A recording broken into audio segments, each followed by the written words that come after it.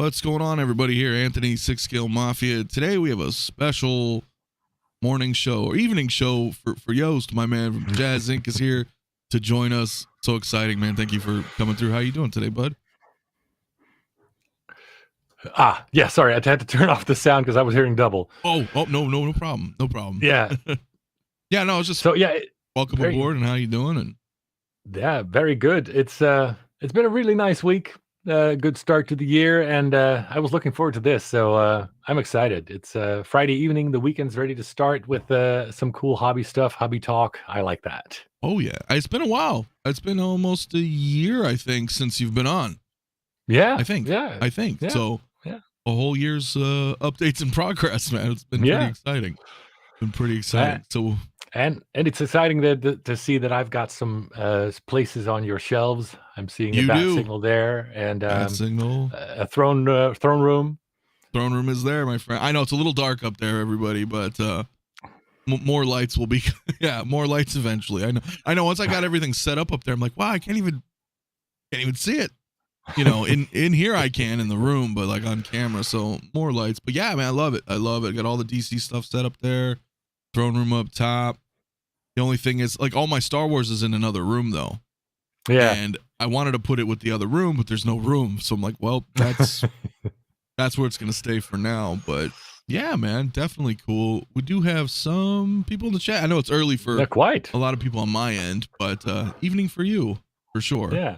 It's so nice to see so many people already. I mean, usually you would do this in the evenings, and it's nice that there are people are joining us. Yeah, hey, no, absolutely. I mean, who do we say hello to? A couple people in the chat. Michael, hello there. We have About Future also here this morning. Oba. AJ, what is good? Greetings, friends. Hope everyone is well. Who else we have? Watch Your Sixth, comrades. Hello. Thank you guys for coming in so early or evening. Aaron Anderson, a very familiar name. Welcome Dennis as well. Yeah, cool. JB, yeah. We got 1/6 shape. Yeah, well, Dennis. Yeah, hey, how you doing? Boba Fettuccine, my man. I love that name. I love the name. That's so good. We got Blue Tattoo also in here. Sluggish. Hey, guys. Everybody coming. Yeah, people pouring in. Nice, guys. So nice. Very cool, man. Very cool. So a lot of exciting stuff. Sean. I noticed you've been doing some updates. In the Facebook group. We got a couple of things here maybe to talk about. Right, some exciting news. Yeah. See if we're open for questions when you say it. Batman collectibles. Yes, we did ship out a bunch of 1966s yesterday, so can't wait. Yeah. Feel better. Watch Your Sixth. Yeah, definitely. I'm homesick. I think a lot of us are. I just got over it too. I think 𝗕𝗘𝗖𝗢𝗠𝗘 Mario. Hope he's feeling a little better. I think it's just going around right now. Oh yeah. You know, but I know that 66. I know, it was something I wanted to get, but I was just like, oh, I don't have any of the fit. 89, man. We'll talk about 89 later. Because that may be the one that I want to talk about the most. But 89 Batwing or 89 Batmobile? The Batmobile.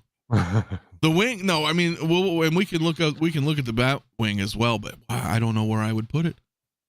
Yeah, I don't know where I would put it. I think it's really awesome, but yeah, I would Batmobile for sure. But I know recently you did an update. I guess we can bring this up. Should I play this video here? You think? Oh, sure. Show this off a little bit. Yeah. This one. Yeah.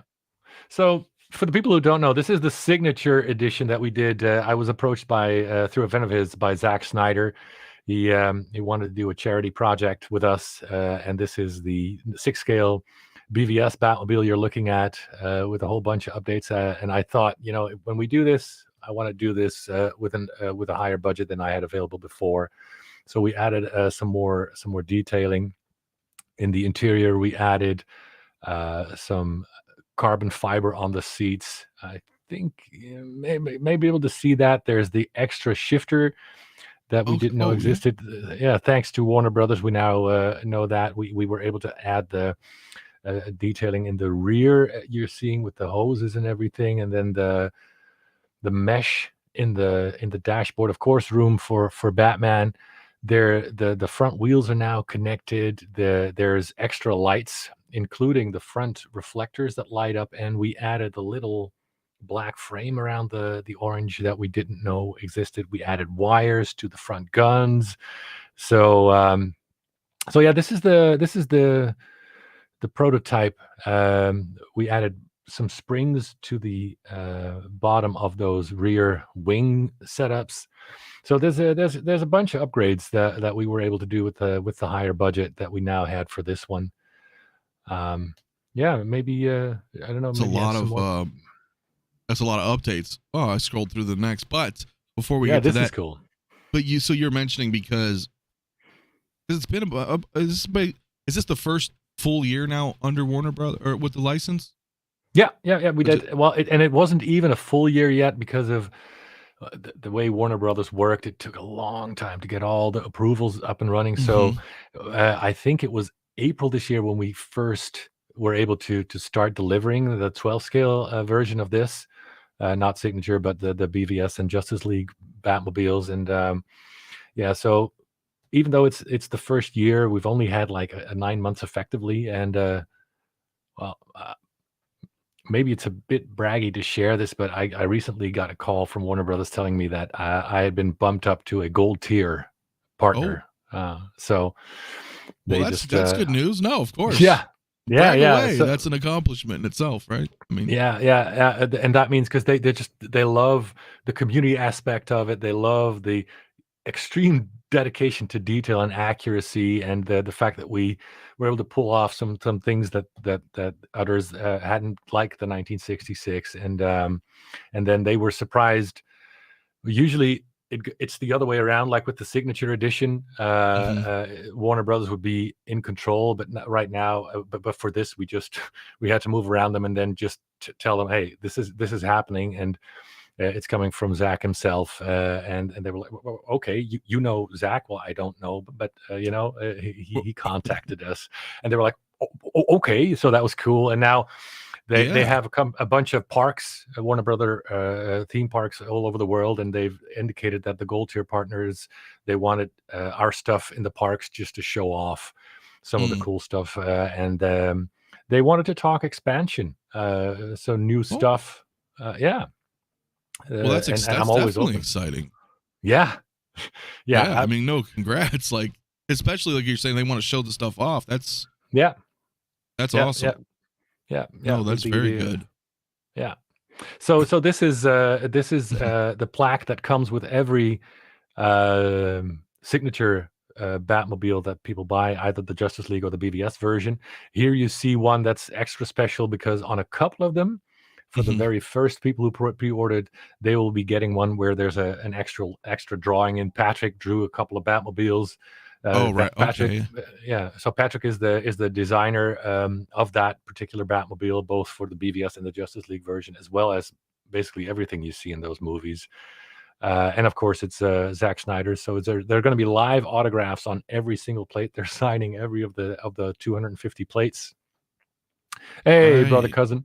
Hey, yeah. Indeed. So that's pretty exciting. There's currently I can't say which movie set, but there's on two different movie sets. There's a stack of these plates, and they're signing. And I recently got an email with me and CC where Patrick and Zach were just coordinating on going back and forth, and he had done his stack and he had done his stack. So that's awesome. Yeah. No, that's very good. That's very good. 1/6 Shapes Wonder. Is it still available? I think we have a few left on the website, to pre-order, but the edition size is set and most of them are sold. So if you want one, better sooner rather than later. So yeah. No, that's looking amazing, especially because the reason I asked about that with Warner Brothers is because you were saying that they've given you more resources, right? Like you could see more of the Batmobile, for example. You're like, I didn't know this was here. So that's got to be a good asset in and of itself too, right? Because they can give you all that source material and say, hey, this is exactly what it looked like, versus kind of eyeballing it through other means of things of the past that we used to do, right? Yeah, exactly. For the first, it was all done remotely with the way we thought it was constructed, and we were very close, by the way. So that was cool, and that is we as in the community, because all these designs come together with the community. Here you're looking at the Justice League variation. So that's the other alternative. Personally, my favorite. It just looks so badass with all the extra guns and the big tank gun on there, and the front rocket launchers. And there's the side missile pods that attach magnetically that you don't see on the BVS version. Right here, or in front of the rear wheels. I love that one. I love that one. Oh, that's amazing. And we were able to do a bit more because of the higher budget and the community, especially Derek, who was also our moderator. He just went really, really deep on this and gave us a lot of feedback. Like I said, those black frames around the orange, the extra shifter, all that sort of thing. So there's a lot of input from him. And then Warner Brothers added there's like very, very small clamps that are on the canopy on the outside that we all missed previously. Those are now added. So yeah, we had to make all new tooling, all new parts, all new everything for this, but it's worth it. No, very cool. I mean, this is looking amazing here. Thanks. Absolutely. I do have a $5 super chat, though. Thank you so much from Sluggin16. He says, I give the most respect to Joost listening to the community and giving us what we want the way we want it. Thank you, Joost. Well, thank you, my friend, for the super chat. And of course, I really appreciate that. And you know what?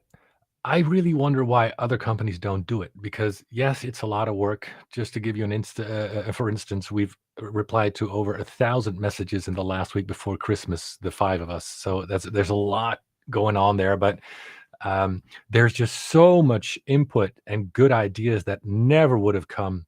And I can point to a lot of them in every product. Like I said, the updates we did to this product is all thanks to the community feedback. With the 1966, it was the idea to add the flame. It was the idea to have 2 versions. It was the idea to it was the accuracy, because I now know more about the 1966 Batmobile than I ever thought I wanted to know. With the bat signal, the idea of having several emblems, like different bat logos, making it magnetic. And ask me about any of the products and I'll tell you what the community added to that, apart from the accuracy. So yeah, I really appreciate that for the super chat. Thanks, but it goes both ways. I really, really love that. Oh yeah, that's definitely amazing, man. Having the community involved is just in and of itself is a huge asset. Right? There's a lot of people that may have been like, hey, by the way, I was on set on so and so, and I happen to have some reference photos or things of that nature. Like, it's amazing how the community can come together with stuff like that. Yeah. So, no, this is looking great. Looking great. And this is, by the way, this is not completely done. This is the picture from last week where we didn't have the black frames yet on the orange lights. So, but we do have some currents in here, I think, right? Yeah. We do. Yeah, we do. We'll look. You see the ad of we added the wires on the back of the guns. Now we were able to do that. It's the tiny details like that I really, really love. And for the people wondering, I'm sorry. So the lighter panel you see, or you saw on the previous picture, there we go. There's a lot of questions I get about that, but that is as intended. It was actually, that's a fun story by Patrick, because if you look at, I don't know if you could see in the picture, if you zoom in, there's PT888, which is his lucky number and the initials for Patrick 𝗕𝗘𝗖𝗢𝗠. You move up a little bit, move it up, and a little bit more. Yeah, there you go. Right see here? The PT888? Yeah. So Right this was there. fun. The guys on set thought to add that, because this is supposed to be like a unit that's been in use for a while, right? And so they imagined that this panel had to be replaced from a previous battle before the movie started, and then they added Patrick 𝗕𝗘𝗖𝗢𝗠's initials. That's why that's there. I got a bunch of questions about that. People saying, "Yeah, I love the Batmobile, but mine is faulty. It's got a bit like a lighter panel, a different wrong paint color." No, this is this is why that's there. That's awesome, though. That's really cool. It really is. Yeah. I mean, ooh, yeah, I'm looking at that here. See, just the detailing. It really looks like you've gone to great lengths, getting every little part as accurate as possible here. Yeah. See if we got. Oh, we have another video. A short video here. Yeah.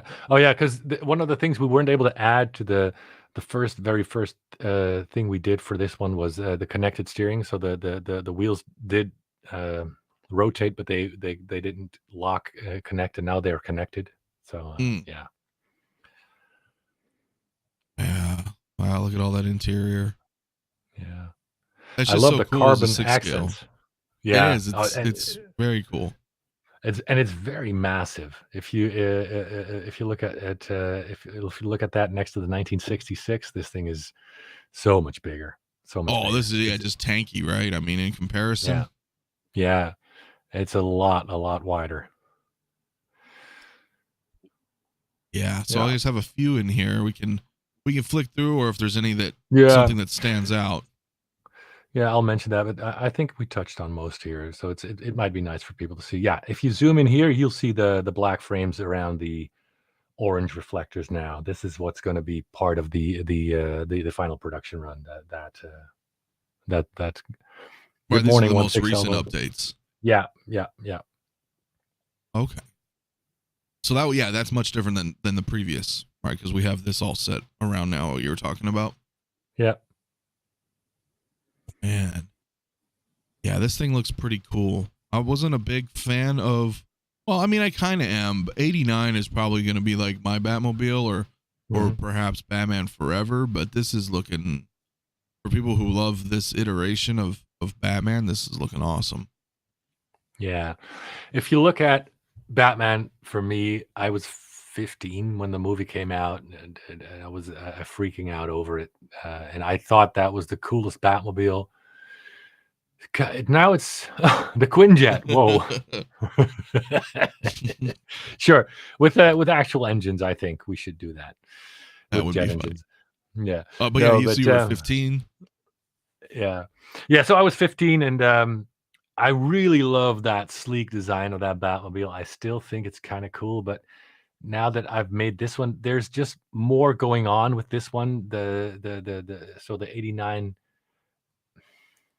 it's got beautiful lines, but what I love about this is all the little greeblies and small utility things I like about this, and the 1966 has really grown on me with that paint job and those red lines and that striping.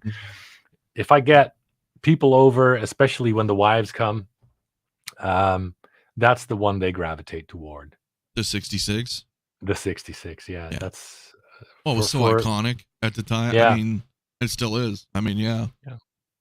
But I get that, right? The 89 was cool. It's something that we grew up with, but this one just has so much more to it, right? So especially coming from your standpoint, if you're constantly in it, like you said, you know so much more about these vehicles than you ever did now because of that. So you're like, oh, I can appreciate how much is really into these vehicles. Bob Dylan in the house. What's good, man? It says, was Batwing shipping estimates already discussed? No, the 1989, the 1989 Batwing. So the good news is the first batch is still on schedule. So I expect to start shipping the first batch in a couple of weeks, like mid January, maybe a week later. But like with the 1966 and the others, we find that the first batch we had kind of a lot of rejection that we're not happy with. So the batch is now smaller. So there's a small group that had to be moved from the first batch to the second batch. So overall, still on time next month, and I think in a week or 3 or 4, you'll start to actually. My son's working right now in the other room, sending out shipping charges for the people in the first batch for that 1989. So that's right around the corner, then. Yeah. Oh. I didn't realize it was that soon. Yep. It seems like just not that long ago you were talking about, like I said, it's been a year, I guess, since the last time you were here. Yeah. But in my head, I think like, oh, it's still, it's still far away. But It was such a massive project. I mean, if you think about the wingspan for this is the final the early production sample, as we call it. So this is where we test out all the molds and the tooling that we've done. All right, thanks, Bob. Yeah, so then you have to see if everything fits and maybe do some little tweaking in the tooling. Okay, let me answer that question. Collection obsession. So the thing is, we're definitely doing another 1966 project because it's been so popular, so much loved. The thing is, I've been getting a lot of different requests. Bat Cycle, Bat Boat. I heard that one a lot. With maybe a trailer to hook up next or behind the Batmobile, right? So that one has a good chance. Even Batcopter, I'd have to check if that's even possible, but maybe. And then I'll take a Batcopter. Yeah, and then there's the pieces from the Batcave, like the atomic stack, some Bat computers. Like you can't do the entire thing because that would be like what 7 feet across or something. But you could do some very cool companion pieces. So what I've decided to do in Q2, when the 1989 Batmobile is from prototyping going into tooling, and the 1995 and 2022 and the Signature versions are already in production, that means I have some time left because it's always having all the balls in the air and making sure you have all the balls in the air, because if you then wait too long, then there's a gap after prototyping, right? So I'm going to start a poll in the Jazzinc community and ask them what's the next 1966 project going to be, and a democratic decision like we always do. No, absolutely. Absolutely. I did miss this earlier from Andrew. I don't know if this is anything that you may be able to clarify. Andrew, okay. So initially my supplier said they needed the final numbers around year's end for the 2022. Now I've been able to push that back to next month. So it's I'm going to be sending out warnings. I'm going to be warning on the Facebook group and on YouTube as well. But I hope to hold out until the end of February for the 2022 for the pre-orders to close. But no extras will be made. And yeah, Andrew, I'm glad you brought that up, because in the past I did make a few extra, and it's just I've been burned a couple of times, especially on the Star Wars projects, like with the meditation chamber. And then we get a bunch of cancellations because people lose their jobs, or they found out that it's too big, or the stuff. And then I'm stuck with all that stock, and I have to finance that, right? And there's I have to get space for that. I recently rented a second storage location for that, and I have to pay for that, keep that warm, insure that, right? So right, yeah, we're just from now on, all new projects are going to be made exactly as many orders as there are. And so when the pre-orders close, the wait list starts, basically. No, that makes sense. If 72 orders came in, then 72 orders are being made, minus maybe a small variance for extras or whatnot. But I see what you mean. Yeah. Oh yeah, we do always. Yeah, that's another point. So for people like we had a couple of Batmobiles get lost in transit during the Christmas holidays, right? And they're like, oh my God, it says sold out on the website. Yeah, but that's what the wait list is for. We always make a bunch extra. If there's any service issues, any shipping damage, or a lost item, we have plenty to send to those people. So you're always covered. And then when every last one of the orders is shipped out, that's when the wait list kicks in. And hey, well, we have a couple of units left. So, hey, Larry. Oh. Yes, it did.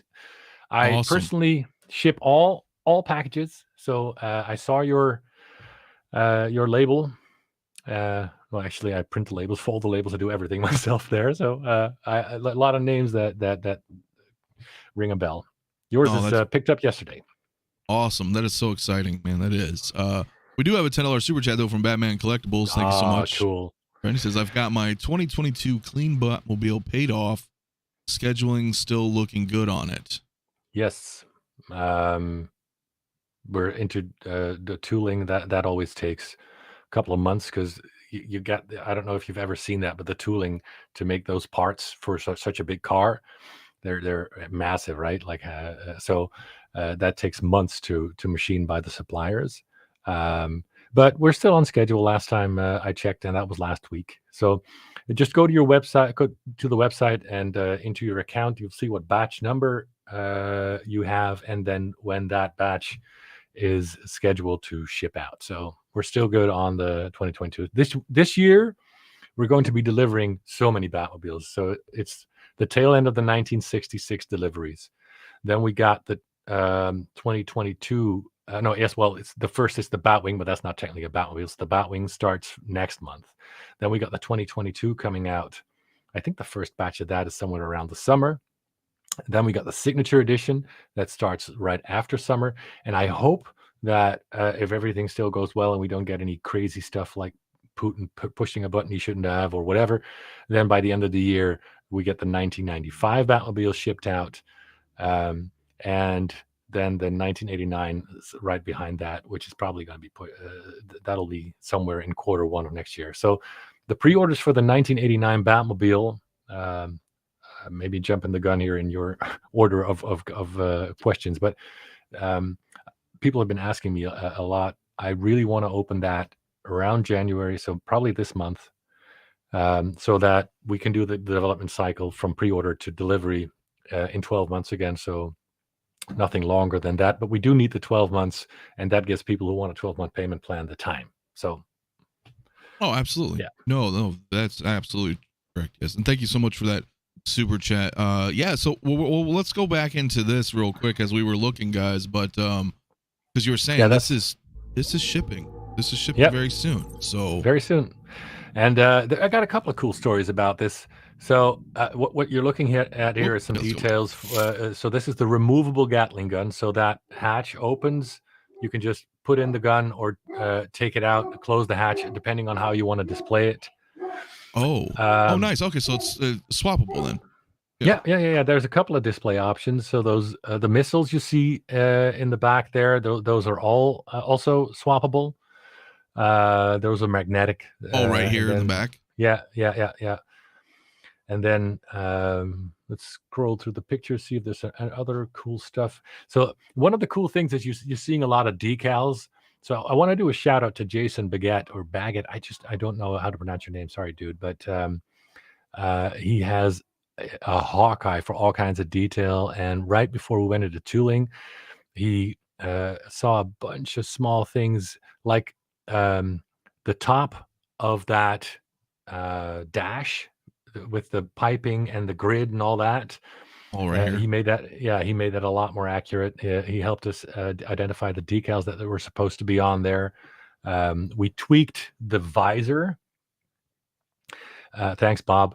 So the visor that flips in and out that he uses to. Oh yeah, right here. Shoot a Joker. Yeah, shoot a Joker.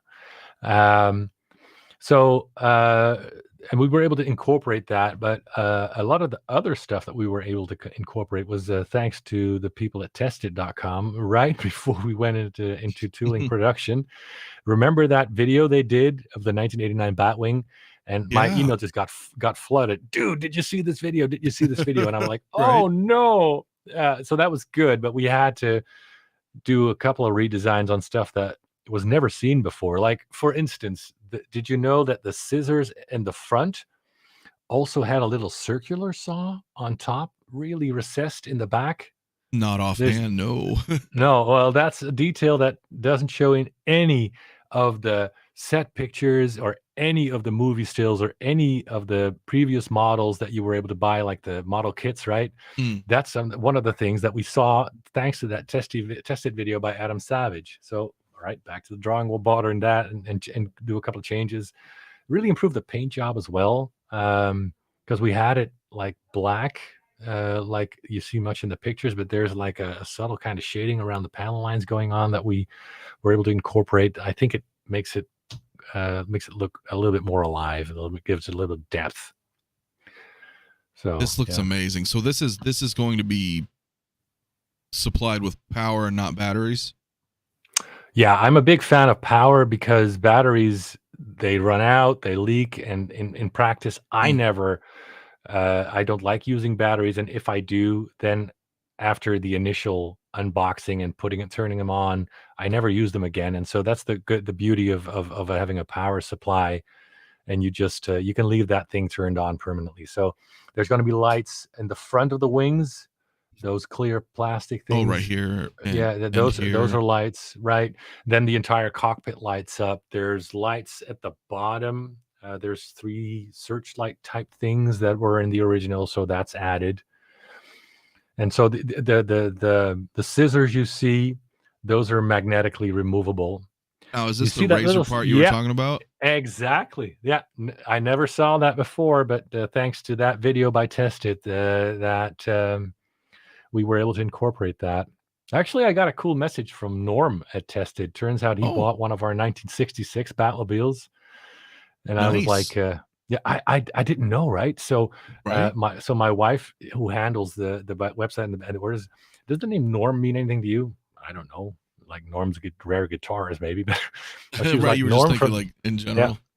Yeah, so no, Norm from Tested. I'm like, "Oh my god, I always watch that." So he said, yeah, he was like, "Yeah, cool." And so he bought a 1966, and he wrote that he loved what we were doing on the 1989 Batwing because he was the one who edited that video together. So and apparently I had mentioned that in one of the videos. So apparently he's in the group and watching our YouTube stuff. So I'm like starstruck, and that was That's cool. awesome. Anyway, No, that's yeah, definitely cool. yeah. Yeah, this is looking very. So this is just another angle of the cockpit from the front side here, then, correct? 'Cause here's Yeah, the. yeah, yeah, exactly. And so, like those decals with the U with the dots on it on the side, and the little burn marks from the exhausts. Those were all things we were able to add thanks to that video by Tested. So that really that helped us out a lot. Oh yeah, yeah. Because I know And you pride yourself in trying to be as accurate as true to the yeah, source as possible. So having that as a resource is amazing. yeah, I exactly. bet. Yeah, that's the final production version of the box with the UV spot lacquer. That thing is huge. I might have sent you the video so you can see I think you may have. Well, let's so see. you can Where's see use the next to a here? person. No, oh, well, whatever. Well, let's see if it's. Yeah, I was trying to see if the. Bear with us, guys. These Yeah. are all kind of in Oh order. yeah. You can. Oh, look at Whoop, whoop. that. Look at that. We can go back. Yeah, yeah. Here, right That here. one. I love the detail on that. So all the colored bits you see, those light up. So those are green LEDs, red Oh, LEDs. that is That very cool. screen also lights up. Yeah, Very cool. I yeah. do have a couple super chats, guys. We will get to them here in just a moment. Sure. Once we Go ahead. wrap from Thanks. the rest of the 89. Yeah, thanks, JB. Yeah, the tested video drop was the perfect timing. Oh well, I would have preferred 1 month earlier to save us some extra work, but yeah, that was perfect, man. That was excellent. No, right. Especially depending on how far you're in, and then you're like, oh, there's more information, and we got to go Yep. back and Yeah. yeah. But this is like, damn it, Joost. I don't know. I want it, but it's big though. Oh, it is so big. It is what is it, 5 feet wide almost or something? I don't even I know Gosh, centimeters, but it's big. It is it's big. big. No, Yeah. well, go big or go home, right? I mean, Yeah. but I mean, now let me ask you, because and for those who may or may not know, is this something that can be easily mountable on a wall? Oh, yeah, yeah. We actually, I should have sent you that picture. So we were on at a con last year, and the guy Mike Studeberg, uh, he actually made a huge moon backdrop, and then this comes with 3 landing pods that also have screw holes, and there's an instruction manual with every Batwing that shows how you do this so Mm-hmm. that you can screw it against a wall, get a moon backdrop, and you get that perfect shot. Yeah, this is how it ships. So it's in one box, but you get 3 large pieces.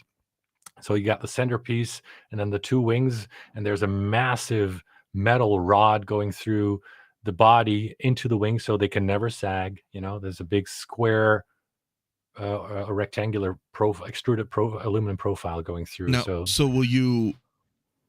will you as a customer will you attach that rod through it, or is it already in place? No, you just slide it in. It's super simple assembly.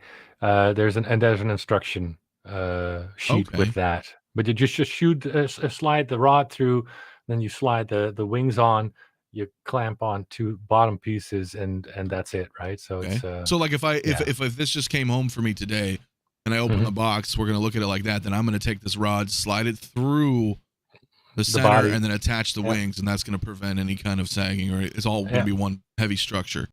Yeah, supported. Okay. Yep. That is really cool. Yeah. I'm trying to see if we have. Yeah, so that's what you're talking about. How all this is lights up. Yep. The compasses and those lights and the big screen. Yeah.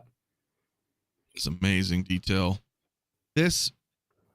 No, I don't think this is the video, but we can look at this one really quick too. Yeah, that's cool. Yeah. That packaging video was just to give you an idea of how tall that thing is standing up. That's all. It's big, but it doesn't matter. No. Yeah, I love that. And this is the early production sample. So this is the final version. That's what people get. This is. I'm pretty happy with how that turned out. I can tell you. Right around the corner, right? Yep. Wow. Yeah, this is very cool. I wonder. I think we still have it. Okay, so then I'll slide out here. So this is the other. Oh, this is before the before picture. Once you slide before you slide it out. Yeah, and packaging. Then this is so there's 3 boxes inside. So this is you got the art box that you saw. Inside are 3 white boxes. There's 1 white box for the body, or did we? I don't know. Either we gave the wings each a separate box, or the wings are stacked in custom styrofoam in another box. So there's like 2 or 3 white boxes in that big black art box you saw, and then of course there's a big brown shipper on top of that. Thanks, Doc. Thanks. Okay. It's very cool. So this is the video. This is the video here. Okay. Yeah, and you can see this is by one of my suppliers who does the printing for me, and you can see where the hand comes in. It's almost at arm height for him, so that's a big one. I just love that 1989 Bat logo, don't you? Yes, very classy. It's just it brings you back, right? It just brings you back. I mean, even the newer Batman stuff's very cool, but yeah, when you see something like that, there's just this spark of nostalgia instantly. Yeah. And I don't think there's ever been a cooler Batwing design on this one. Not the newer Batwings, and no, I think the 89 was amazing for that. Yeah. So, but you said this is approximately 5 feet wide. Yeah, I think so. Yeah. Oh, so, and I know the Snowspeeder, and we'll get to that in a little while too. That's 3 feet by 3 feet, right? Something like that. I don't know it's 88 centimeters by 88 centimeters by 30-ish in height, I think. Yeah. So fairly large. I mean, these are all fairly large pieces, right? So, because I do have a $5 super chat from Carlos, my man. Thank you so much. He said, and then we talked about this last year, but will you make an N1? Never say never. But I never like getting in the way of others. We want to do stuff that nobody else is doing. And Hot Toys did tease an N1 in the in the summer during Comic-Con. So I'm going to wait out and see what they do. With Star Wars stuff, we got a bunch of things coming up. So we've made a new TRU-scale version of the Death Star. We never made that size before. So the Death Star diorama is going to be introduced in the TRU-scale format. I've got one of my boys working on a project. We don't know if it's going to come out yet, and if we get enough support, but he really wanted to make this. So everybody knows this scene. It's one of the few iconic scenes from the prequels. Sorry, guys. But remember that table where Darth Vader comes up at the end of episode 3? No, right? Oh, yeah. How can we forget? Where he's assembled. So we made that table with moving a remote, electronic engines. He's making a prototype of that for his university studies. So like he could be like latched onto the table, like. Yeah, coming you up. get one of your Hot Toys Darth Vaders, latch that to the table, and then maybe with a remote or with a button, you can just move that thing up. Just sit in Probably, your room and just no. Yeah. Recreate Yeah. your favorite that diorama. He No, just that'd be thought that cool. was the coolest scene, and I said, you know what, make the prototype, and if we get enough people interested, we'll do that. But yeah, so that's coming. I need to really talk want to about do that. But go ahead. yeah, so I really want to do the Jedi Starfighter for the Episode 3, Obi-Wan Kenobi and Anakin. So I think that one's coming first, right after the Snowspeeder, as a Star Wars vehicle that I really want to do.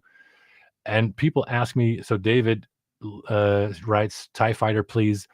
I have the designs ready for the TIE Fighter, but the thing is, those wings, I think they're somewhere between around 6 feet. And in the low volume that we do for Star Wars, there's no way to do that economically, right? I mean, if I share my screen, could you? Would you consider some type of crowdfunding for projects like that? I would consider that for stuff that is licensed that we would do in larger volume, but the custom stuff we do for Star Wars in very, very low volume, I would have to talk to Disney, but I'm too darn busy, right? Let me show you what I have. So yeah, go ahead and try to bring that up, and then I'll just address real quick from Jeff. My man, thank you so much for the $20 super chat. He says, I have almost every Jazzinc piece, and they've progressively gotten better with each release. The 66 Batmobile is beautiful. Keep it up, Joost. Thanks, Jeff. Thank you very much. Talk about a name I see, because I do all the handling for everything. Yeah, Jeff, I'm really honored, man. I'm opening a couple of pictures. Yeah, I'll bring them up here in just a moment, trying to catch up with chat. We do have one more super chat as well from Hoth's Hometown Hero. Thank you so much, my man. Is there any more Star Wars coming? As a matter of fact, yeah, there may be. Thank you so much, my man. Said. So you're seeing this already. All right, so I've got 2 versions. Let me close this quick. So I had thought of 2 versions, right? So this would be like a basic version for people with who don't want to spend too much money and don't have a lot of space. So this would just basically be the cockpit where the Hot Toys figure could fit in and stand in front of. I engineered these clear acrylic pieces so it would stand on its own. This is basically what I already have, right? Right. That might be something. And then that's amazing. And this would be the full TIE Fighter. And to give you a sense of scale, here's another picture. This is the 6 scale TIE Fighter, right? And all right. Remember that Hot Toys figure? Mm-hmm. That's the same one, there right? it is. That's the same one. I think the first option that you showed would be for me. Yeah. To be honest with you. And not to say that this isn't amazing in and of itself, but I'm already having issues, with space, and then having, I have no idea where I would put this, right, at all. Yeah. But that first part that you showed, I think that's going to be a viable solution for a lot of people, I think, because that looks like it can still fit on a shelf. It still gives you that sense of depth, right? You can put the pilot in, and people would know what it is. Yeah, this is amazing. Yeah, wow. And this one was when it was finished, all painted, weathered, right here. If let's. Thanks, Joker. People are very exciting. Yeah. So there's a ton of detail on this one. I really, that was another fun thing to work on. If you look at the detail. Oh yeah. Yeah.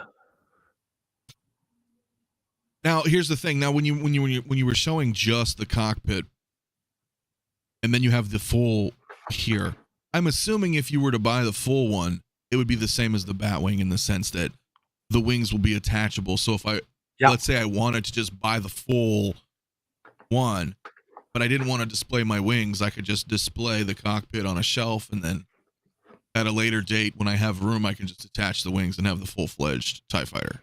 Yeah, that would be the idea. The thing is, these wings are very large and very thin, and we've tried that in the past with like the diorama base, and now the back wall for the Falcon cargo hold.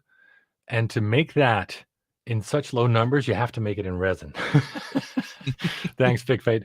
Yeah. So, and making this in resin is very fragile. We've had a lot of trouble getting these things to customers in one piece, and this is even thinner. So, you could possibly see a lot of shipping issues.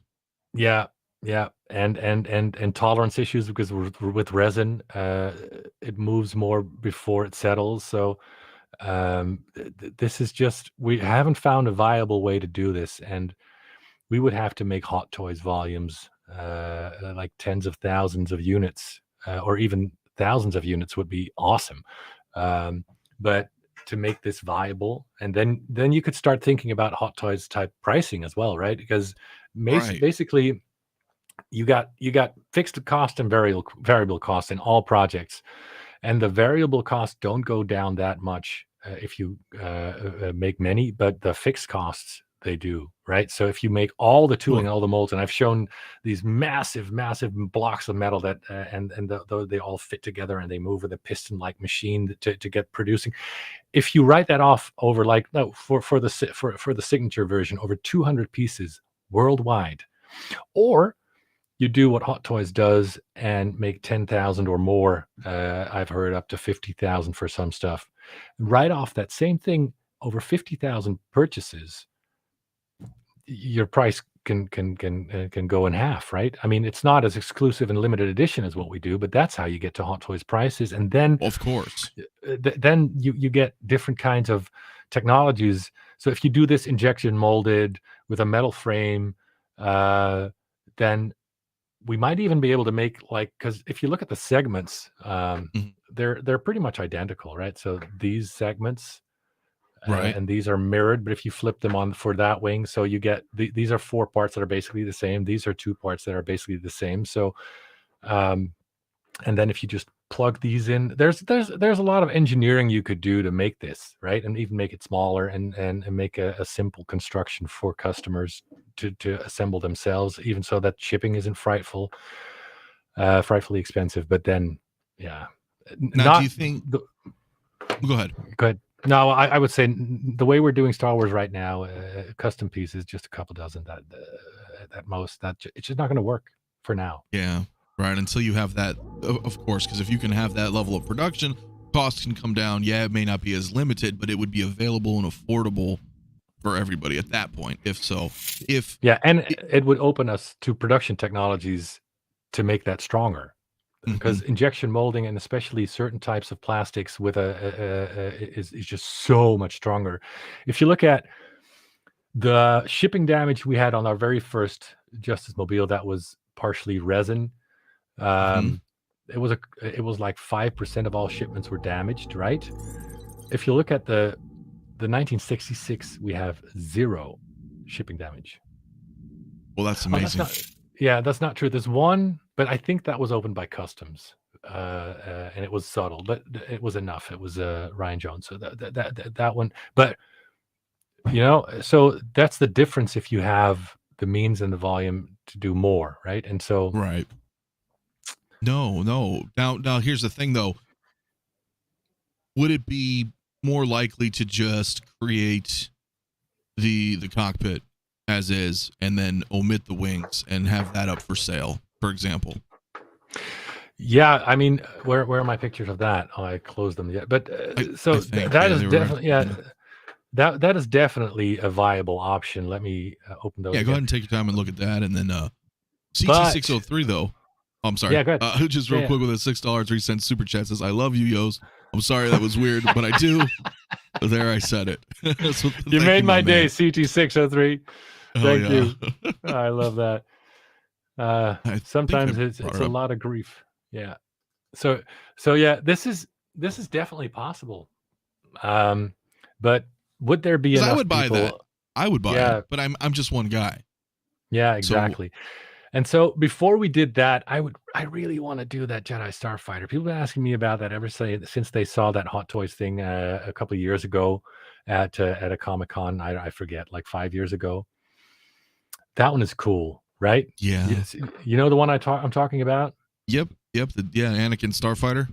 Exactly. So I Yeah. really want to do that one first. So and then I could just do a poll and make it democratic and ask people, this is what I got for the TIE fighter. Want one?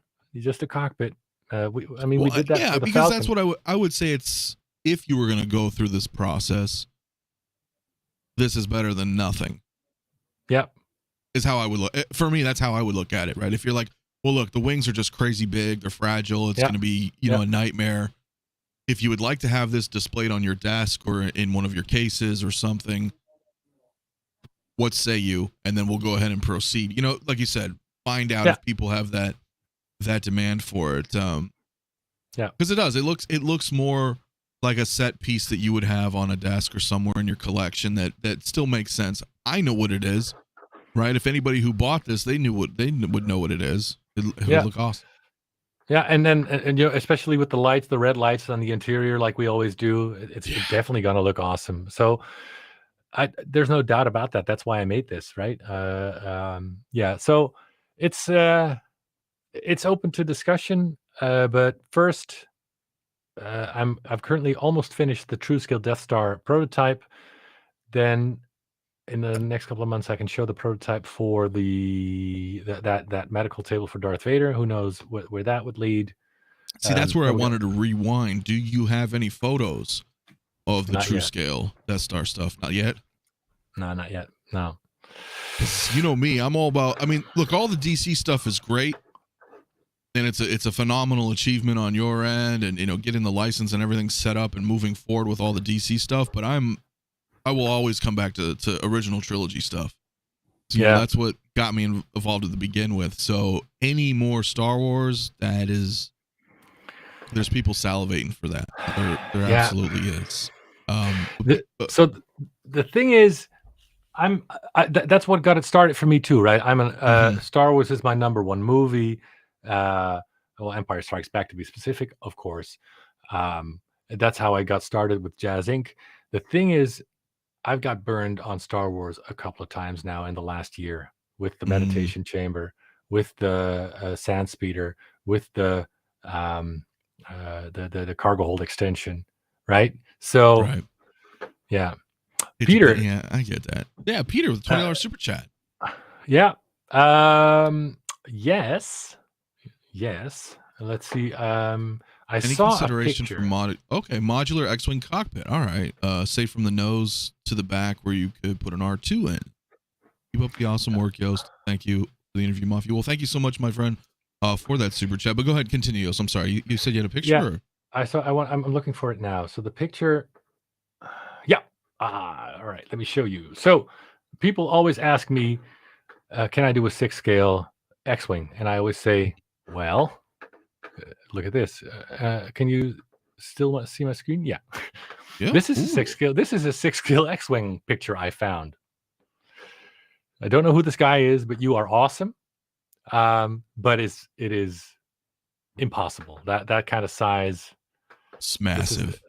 If you put that up right, that's larger than most men. But then I saw this picture. And I was like, hey. Oh, which leads me to CT603's super chat, which again, thank you so much, brother. Says, hi, I'm back. I forgot to ask my question. Would you consider an X-wing cockpit? Yes, sir. I saved this picture for a reason. Again, I can't give credit where credit is due. I don't know who made this, but I saw that. Actually, I think it was one of the fans who sent it to me as a suggestion, and I'm like, this is it. You can put the Hot Toys pilot Luke. You can put R2 in the back. This is very cool. So, yeah, I'm definitely open to this. Again, I really want to do the Jedi Starfighter first, but I think you could just have the sphere part and the whole front. should come off. Oh yeah, that was in reference to the TIE fighter. That's exactly what I was thinking too. 1/6 shooter, right? Because just for photos, like that would be this just the circular part. Yeah, or the arms there. I think is fine too. I mean, I think the circular and the arms, because the arms are being. You need the arms anyway because the acrylic was going to hold it up better. I think rather than having like something underneath the orb. I think this looks. For me, that's if your peripheral view and you're like, okay, we don't see the wings, but we know that they're there, right? Through visually versus just the orb. But this, all in. Yeah, and plus, if you do this with these parts on there as well, first of all, I think it looks cool. And if I ever find a way to do the wings, then you just have to add the wings, right? Mm-hmm. Right. That could be a later expansion, like quite literally. If if the cost reflects it, obviously, right? Like if you had, let's just ballpark it and say it was a $2,000 or something, but then you had this down to whatever, then you could say, hey, here's the wings later. Should you want to buy them? We found a viable solution. Yeah, that would equate if you were to sell it again as a whole piece, right? You just reflect that cost, kind of prorate that for people who have already purchased this, so it's like the same thing. Yeah, that would be awesome. So I'm going back to your other question. I do have one picture of the unpainted, unfinished Death Star diorama TRU-scale. I can show you, so that because these are made from solid aluminum, right? Right.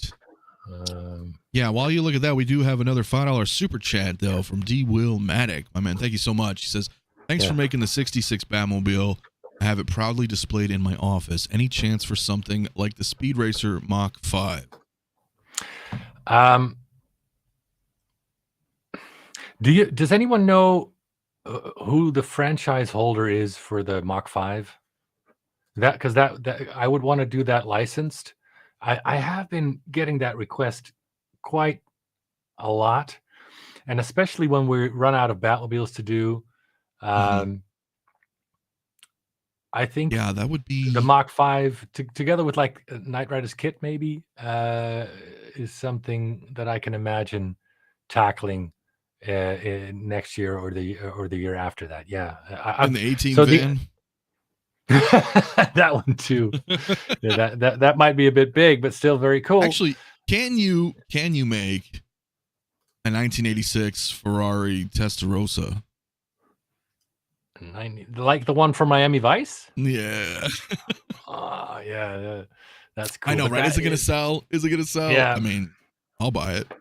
Yeah, I'll buy it. But I mean, no, I would like to do Mach 5 and like Knight Rider first for that kind of thing. I really think that's cool. Yeah, well, of course, Knight Riders have been a big. Exactly. There's a lot of people in chat. I myself, definitely. All right. So here's the first picture of this is just the aluminum pieces for the TRU-scale Death Star.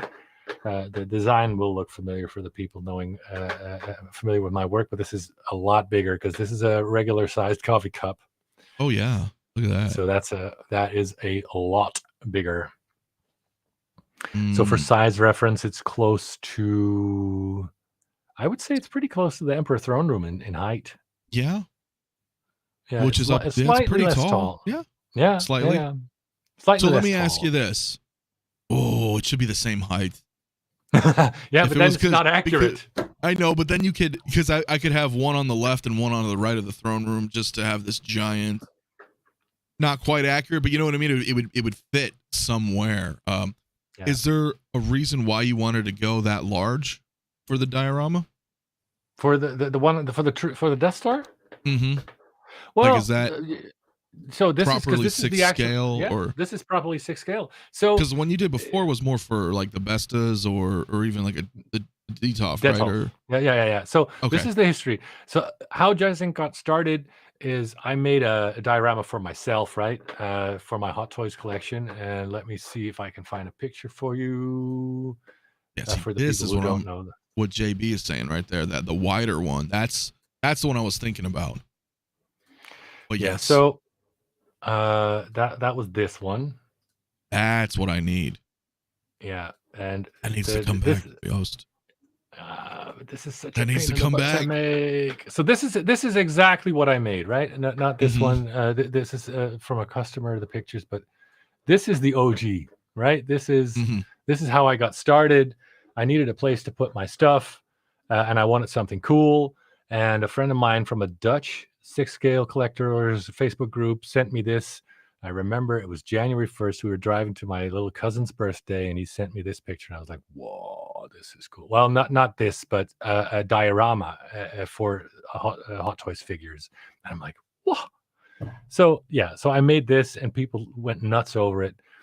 But this is, the one that got away. So this one is 4 feet wide. It's just massive thing. Yeah, that's okay. But it was solid aluminum, so this thing cost, right? And it was like it was 80 to 90 pounds. That's okay. And a lot of assembly required. We got time. I was so go ahead. Yeah, so basically, but people were like, "Oh, this is cool," but I don't have $1,000 plus, because that's what the price was then. I don't even want to think about now with the current energy and aluminum prices, because the price of aluminum is much of that is the price of gas to make that. So anyway, and people were like, "Cool, I need something smaller and within my budget. Can you make this for a 𝗕𝗘𝗢𝗕𝗘𝗏? I don't know how you pronounce that." So that's what we did then. We made the 𝗕𝗘𝗏 version, and then the people were like 𝗕𝗘𝗢𝗕𝗏. We made a 𝗕𝗘𝗏 version of that, and then that's when people said, "Yeah, I like the 𝗕𝗘𝗏 version, but that's you're forcing the scale a bit. So can you make it actual 6 scale?" And even the people suggested, that I could make one that fits in a module case, no problem, Blitz. But so that's when they came with the idea of a TRU-scale, right? Right. And a TRU-scale is basically in size and price. It was in between this ultimate one you're looking at now and the 𝗕𝗘𝗏 one. So like your Emperor throne room, that's a TRU-scale size, and it fit inside the Stuva and Vesta range. That was the idea, and that's when we made the 𝗕𝗘𝗏 entryway. Which is also, see, and that was the thing. Like when I had first found you, everything you had, I was like, oh man, I need all of this. Of course, it was all Star Wars, and of course, it was all sold out. Yeah. So it's been, and it's been a while. And I understand, right, with the rising costs and all those other things, and if people are going to commit, but if there's, see, like that's just amazing. Yeah, this is my personal unit where I added the blast marks. So this is So this is the TRU-scale size, and so that's what people asked for, something in between the 𝗕𝗏𝗏 and that ultimate range. So price wise in the middle, it was around $500. And then people were like, "Oh, another cool community idea, by the way. I would love the ultimate version of this. Can't you just make something that connects?" So I was like, "Sure, good idea. This is 2 of them put together. Extra floor, custom middle beam, and boom, you got the ultimate version." Again, this is about the same size as that other one. The big Death Star corridor. So yeah, great ideas. Keep them coming, right? So this is what we did. These are pictures from a customer. I forget his name. I'm sorry, but you made some awesome pictures. And so for the Death Star, we made this size. We made the 𝗕𝗘𝗏 size. Let me put that up real quick. Death Star.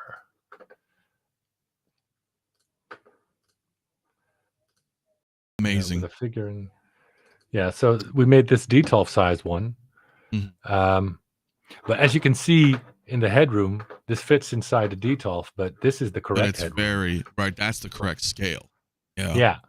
So now we made a prototype for this. This is the correct scale, but just not as wide. So this is basically, if you buy 2 or 3 of these, you get very close to that hallway. Okay. Yeah.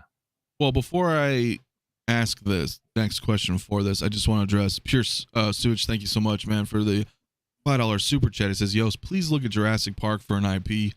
No company ever seems to touch it. Can't wait to receive my 2022 Batmobile, and thanks for all you do.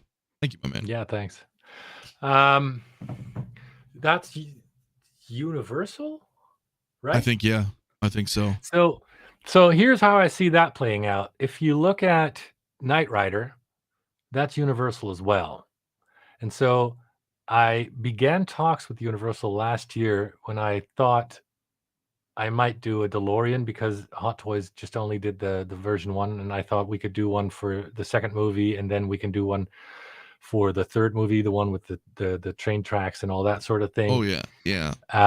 Apparently word got out that I was talking to Universal because about 2 weeks or 3 weeks later, all of a sudden there was the version 2 on pre-order from Hot Toys, and so that kind of stopped that in its tracks, because I was thinking of combining the Back to the Future, which is also Universal, with the kit for a license, so that you can get that minimum guaranteed deposit that they want, which is a significant amount. Now, that's out, but maybe do Knight Rider and then maybe add Jurassic Park as a license. Right, and then you can pull both from the same, the same company. Say, hey, look, yeah, because sometimes with companies, right, they want a minimum of X amount of property, or items, X amount, whatever IP. Yeah. So like, hey, look, we'll do Jurassic Park, we'll do Knight Rider. What else you got? We can work on that. Single songwriter though said Speed Racer Enterprise grabbed the rights to the original series for the Mach 5. Thanks for that. All right, so that's a separate company. But since it's not one of the big studios, it might make it a lot easier, because the hoops and the legal shit you have to go through for a license with the big boys. The big guys, yeah, that's a lot of work. Yeah. Mafia, I see you representing the D. Yes, sir. Next Generation Enterprise D. So the TRU-scale Death Star, do you have a projected cost for that as of yet, or as of now? No, and that's the tricky part. Like I said, aluminum prices have gone like crazy since even since COVID, let alone when the gas prices started to rise and Russia cut off all the gas. So I think that it's going to be around $700. Thanks, William. Yeah, so I don't know if I'm going to buy 3. But I'm thinking in my head, how do we get the, Yeah, but that's the problem, because people, I just saw a chat come up where people said we had to reintroduce the chant of entryway, and again, that's also aluminum. Those are all the products that are exclusively made in the Netherlands. Like a couple of towns over, I have a production company that just CNCs everything to military spec grade, and just saying. Right. That's another one. Yeah. I don't know if Magnum PI is or not. I think that was CBS. There's another Ferrari for you there. Yeah. I have a custom Magnum PI behind me, 6 scale. So I'll take a vehicle. He needs the vehicle, and I'm working on trying to get a custom Crockett and Tubbs. So they need their vehicle. That would be great. Mr. Mom Collectibles though, with a $2 super chat real quick, he said, I would love to see a Ghostbusters ecto-1A sometime. What is that? For the super chat, I think is that the helicopter? Is that the motorcycle? This is from the cartoon, right? Right. Forgive me, but I don't remember. I don't remember either, and I would say Blitzway has done an amazing job on the Ecto-1 vehicle. They probably have the license for everything there. Probably. So, probably. And I haven't seen it in person, but the pictures, I was so eager to get thinking about getting from that Ghostbusters 2. Yeah, the weather damaged Ecto-1. But the Blitzway's done that, right? The 1A. I love that one, but it was, what was it, 2,200, 2,300? No. So that was the first one. So that's, I understand what he's saying now. No, so they did the 1984 Ghostbusters, right? The Ecto-1. But from Ghostbusters 2, remember it had like the LED running on the top with their like phone number, and then they had the added stuff on the hood. And then, of course, it had the Ghost 2 symbol on the car. Like, okay, I remember now. There you go. My bad. Sorry. Yeah. Why didn't they do that? Yeah, but again, with Blitzway, No, I'm not. Like I said, I'm not interested in touching anything that everybody else has done. That I mean, people are- right. I'm making a huge exception for the 1989 Batmobile because there were quite a lot of inaccuracies, including the size on the Hot Toys one that I'm feeling, all right, and I've been asked so many times about this, that I'm feeling like I can do a very limited, I'm going to do a signature run, numbered, signed by me, signed by my dad, maybe track down one of the guys who worked on the 89, maybe get him to sign, I don't know, but it's going to be a signature edition, and it's going to be numbered. And I'm like, even if Hot Toys dusts off their old molds and is able to reintroduce it like they did with the DeLorean, with the same old molds, and do it for $800, because, well, they're going to do a couple of tens of thousands for that kind of price, then I'm still fine. Right. I'm still fine at my prices if it's extremely limited edition, right? Well, of course.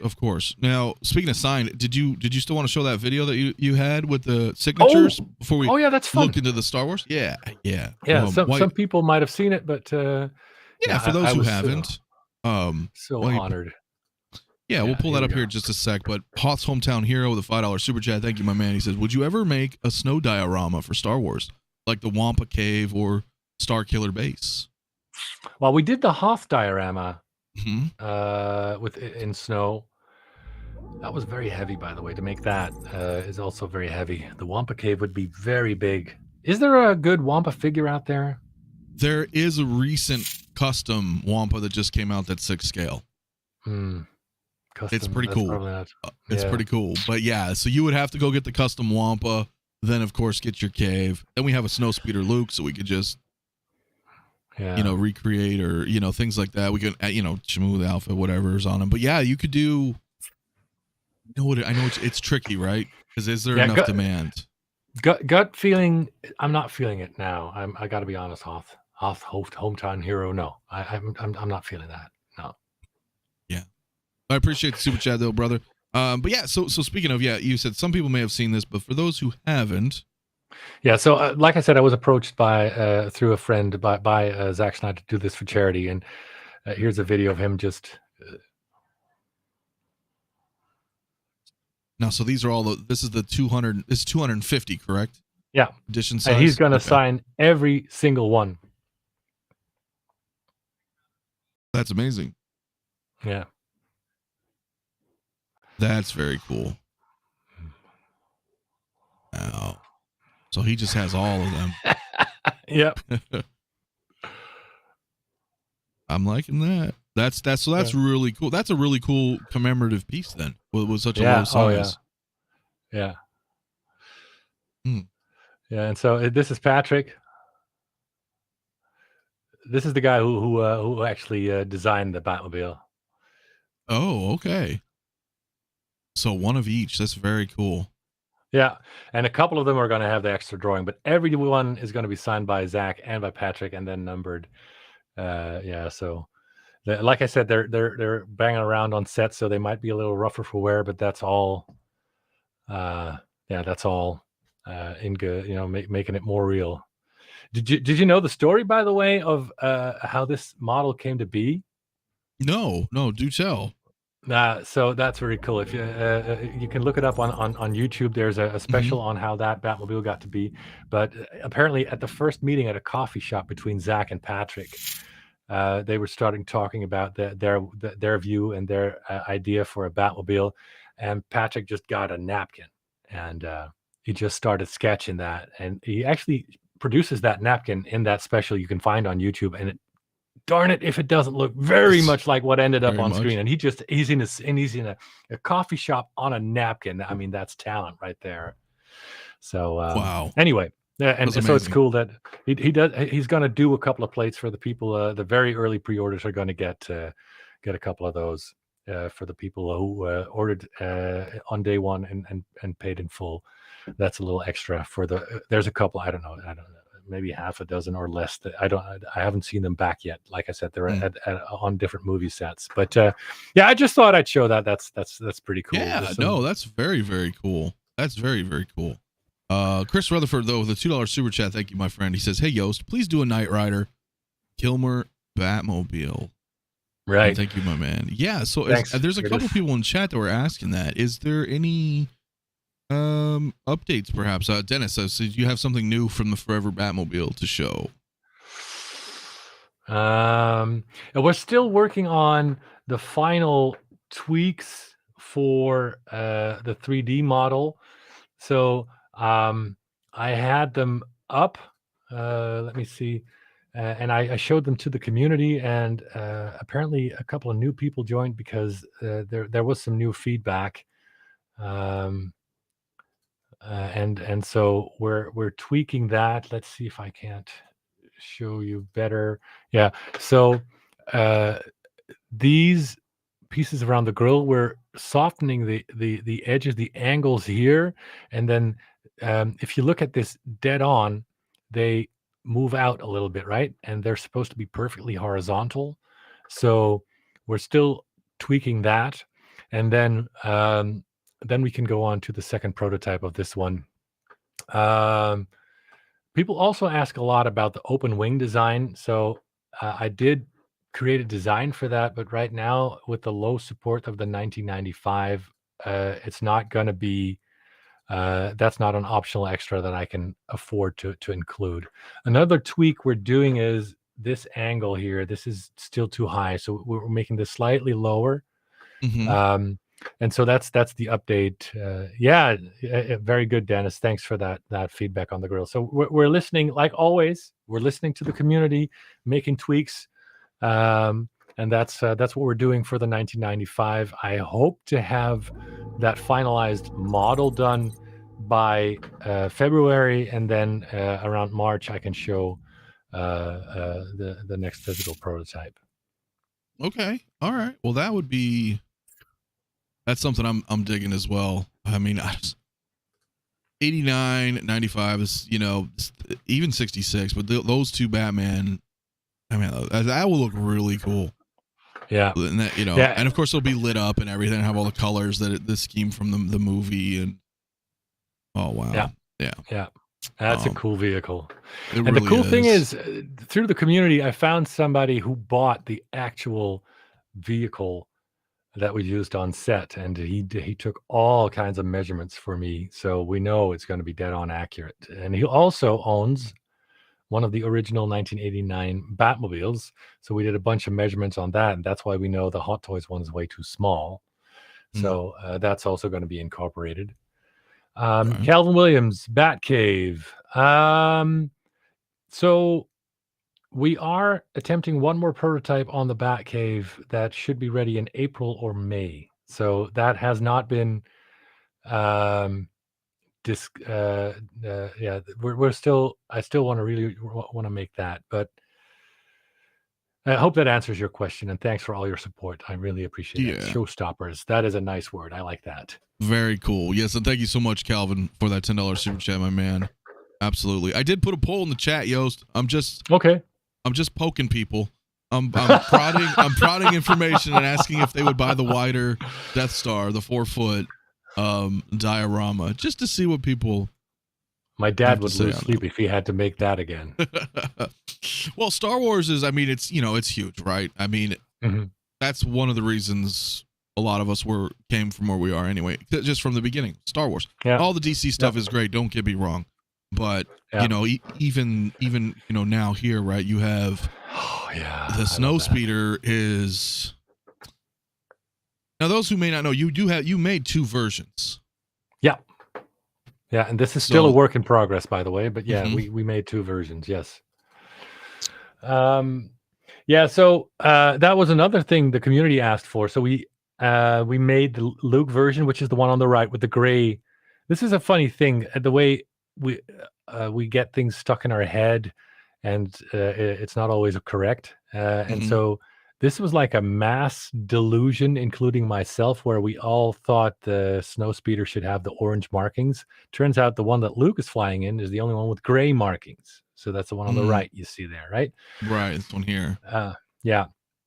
And people were like, "Oh man, like you did with the 2022, a clean and a weathered version. Can't you just do both the gray Rogue Leader Luke version and the Rogue Rogue 2, Rogue 3, 𝗦𝗔𝗩𝗘𝗖𝗎's one in orange. And yeah, we're like, sure, good idea. So there's 2 on the website, and you can choose which one you want. If you have one and you want to change the order to the other, that's no problem. Just email us and we'll just switch the order for you for the, like, if you have the gray, you want the orange, or vice versa, we can change. Oh, okay, that's cool. Okay, yeah, I see what you mean.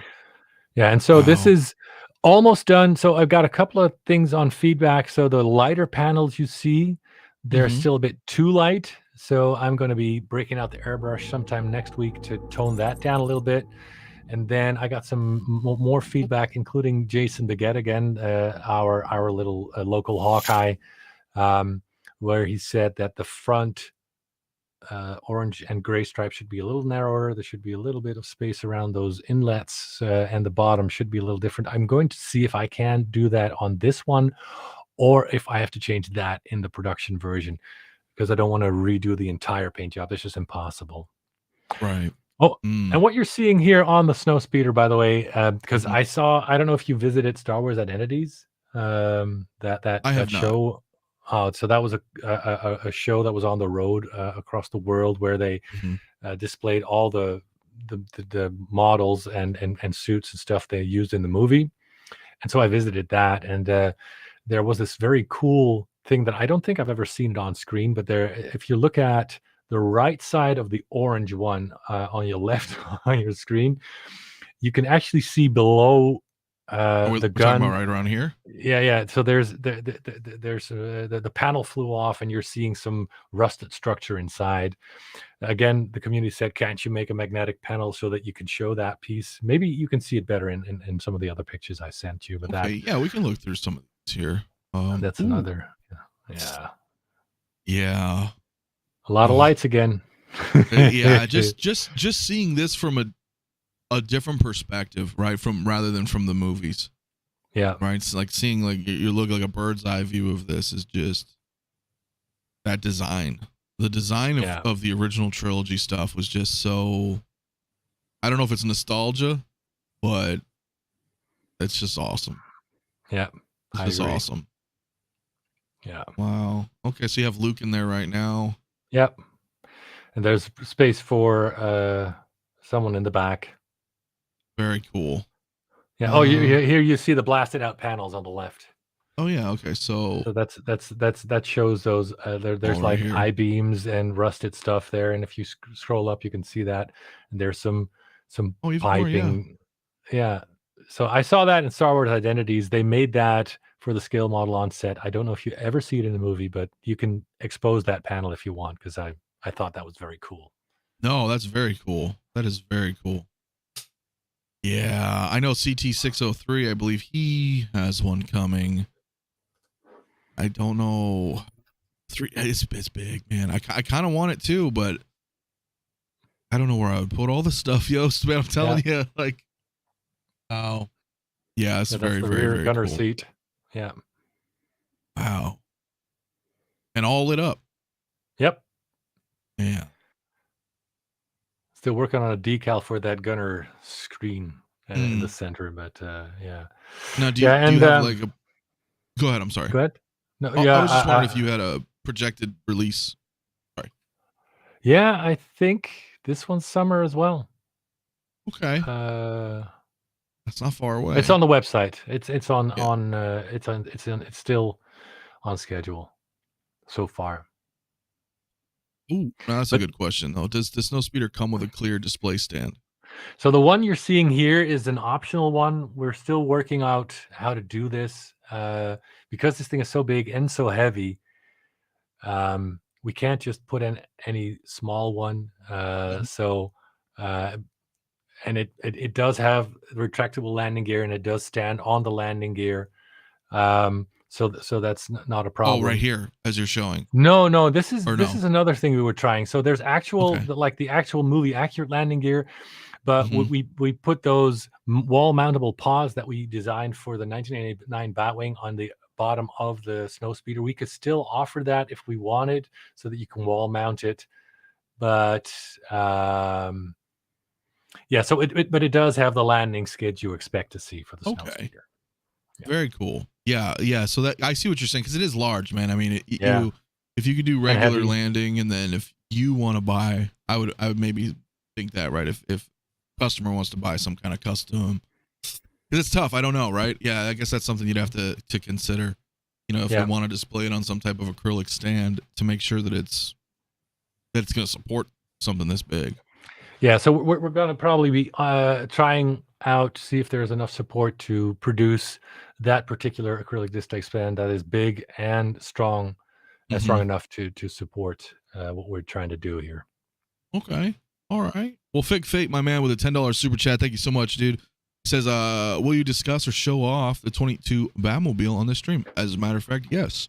Yes. Also, for the smoke effect, I read that it's water vapor. If true, would that mean there's a compartment that needs refilling? Yes, and it just uses regular tap water. There's just a small, like a little hose with a cap, and just take that off. Put a little. There's going to be a little dropper that you just use some tap water. Put that in. There you go. You know. Okay. All right. Yeah. Well, thank you so much for that super chat, and I do have one more before I pull that one up. From 𝗕𝗘𝗖𝗢𝗠𝗘, my man. Thank you so much for that $5 super chat. Says, any plans on maybe an AT-AT foot? Maybe like a diorama style type of thing would go great with the Snowspeeder. It's not a bad idea. You could even, if you could make that in a way that it also usable for like a Rey episode 7 on its side type thing where she sits against that foot. Oh, give me something to think about, Bobo. That could be kind of cool. Yeah. It's just a piece, right? You know, it's not a full. It'd be pretty big though. But it would be big. Even just a part of the leg is going to be big. Yeah. Yeah, that would actually be big. I do want to say for Benjamin Green, thank you for coming, my friend. He says, Anthony, a big thank you for bringing Joost on today's stream. Wishing both Anthony and, of course, Joost a very happy new year. Thank you for what you both do to the collective. Well, thank you, my friend. Happy New Year's. Appreciate that. You. And thanks for all your support, Benjamin. It's appreciated. Cool. Let's see if I can't find a picture. Yeah, see if you have, because I have some of the 22 here that you showed me, but if you have, this is a video. I'm trying to look for. So you have the better pictures. Well, so I have some photos here that I guess we can. Yeah. So this is the early production sample, the 2022. So like the Batwing, we're already in early production sample territory. Same for the Snowspeeder. What you're seeing right there is those are the early production pieces going together. So it's not a prototype you're looking at. It's not 3D printed. Those are the actual production parts and pieces. All we need to fix now is the paint. Needed some minor tweaks. Those lighter panels are going to be a little bit darker because people asked for that I'm talking about the Snowspeeder. And like I said, maybe for the production version, we'll have the correct size and color of the orange and gray stuff. This is the 2022 final production version. Early sample. This is the interior. This is the passenger seat you're looking at. Those are the big tanks. I'm assuming there's nitro in there and that's something like that. Okay. See, I know you have a few photos in here. Here we go. Yeah. So this is the final production version of the weathered version. This is what actually got used during the chase. So the people were like, the weathering looks kind of funky. This is how the guys on set, because I was in direct contact. Thanks, Larry. I was in direct contact with the people on set during production, which is why we were already done with the 2022, even though we only opened it for pre-order less than a year ago.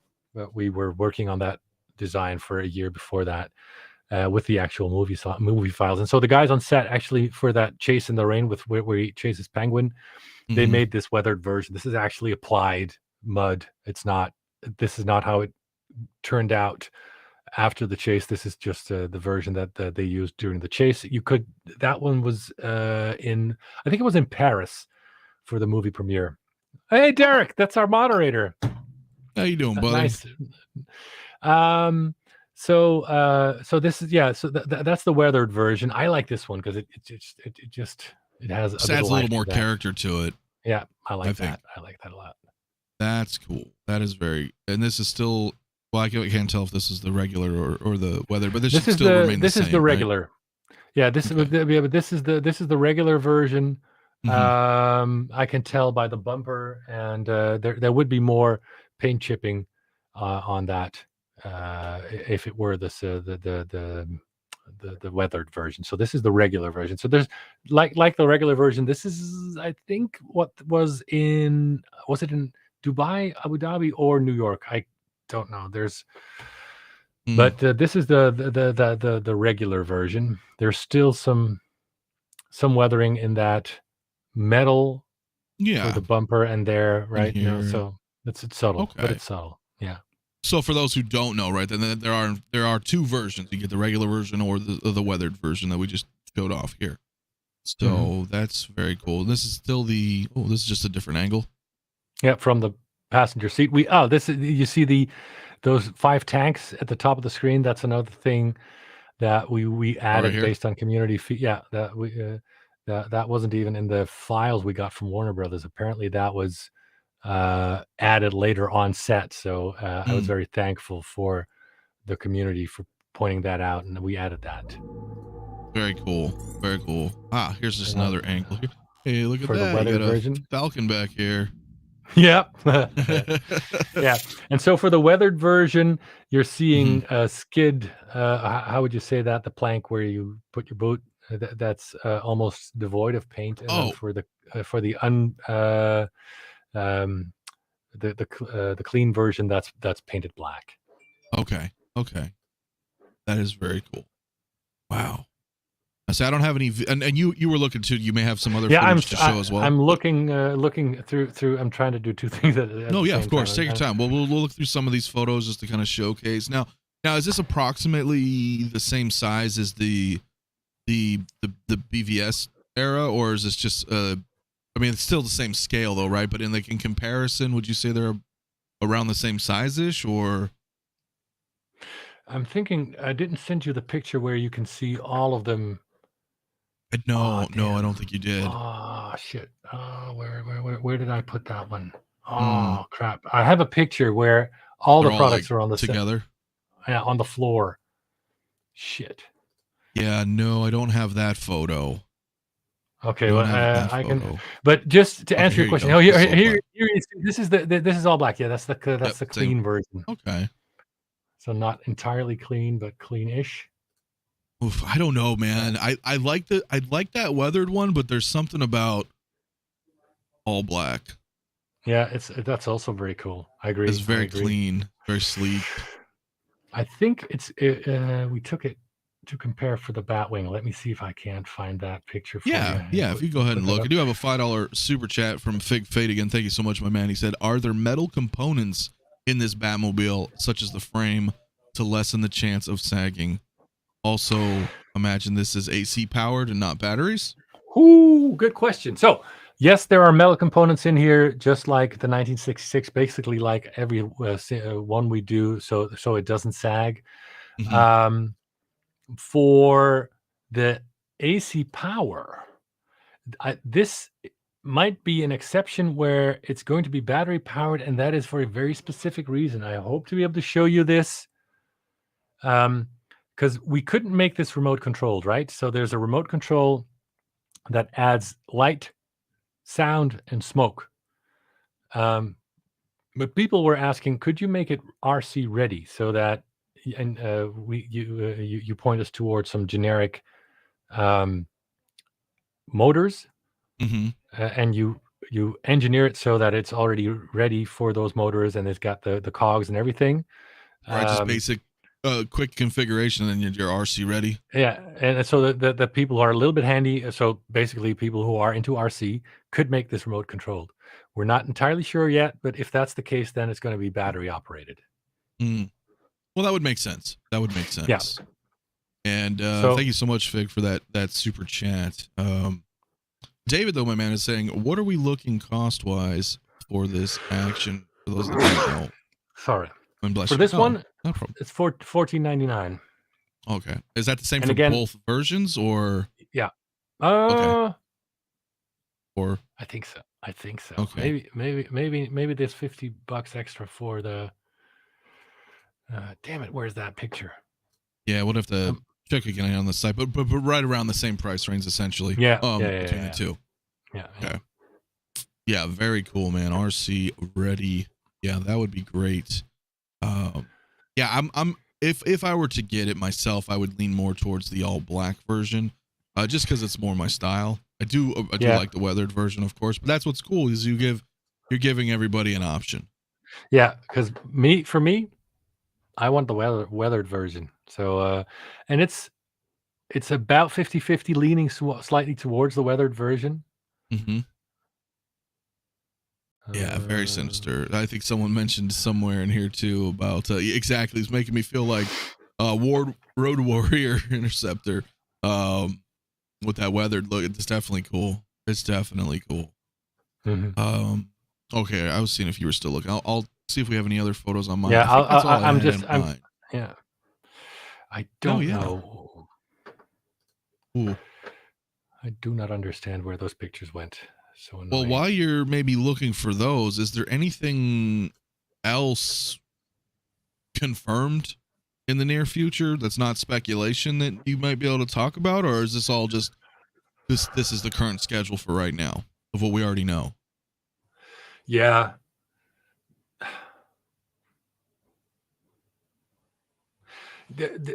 Confirmed is a tricky word. So let me show you a couple other things. Okay, let's do that.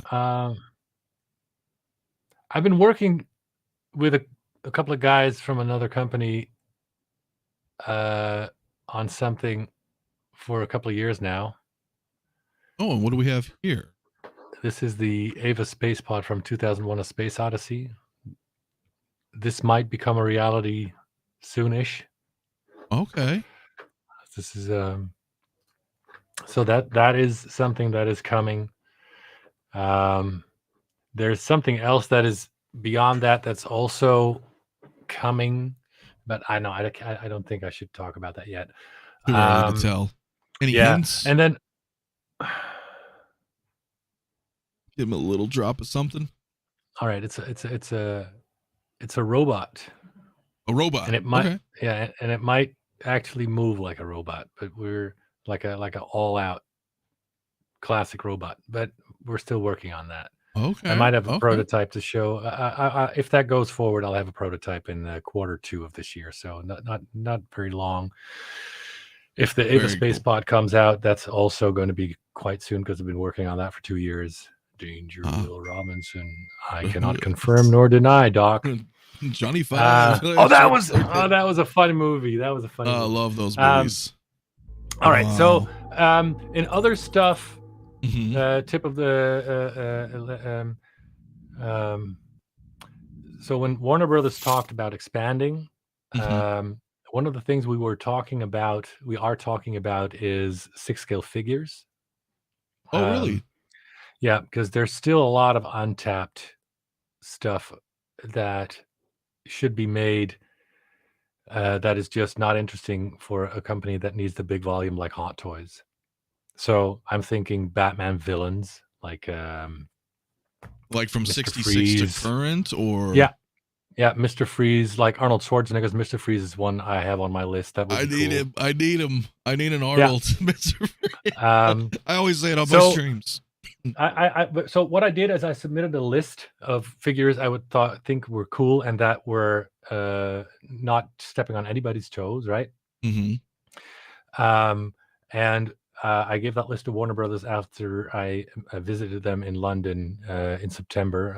I talked about this in the group. So if you want to, I do take PayPal, but with the new PayPal guidelines, we can only accept PayPal on stuff that is in stock and paid in full. So no more payment plans. PayPal does not like that. Okay. So anyway, so I made a list.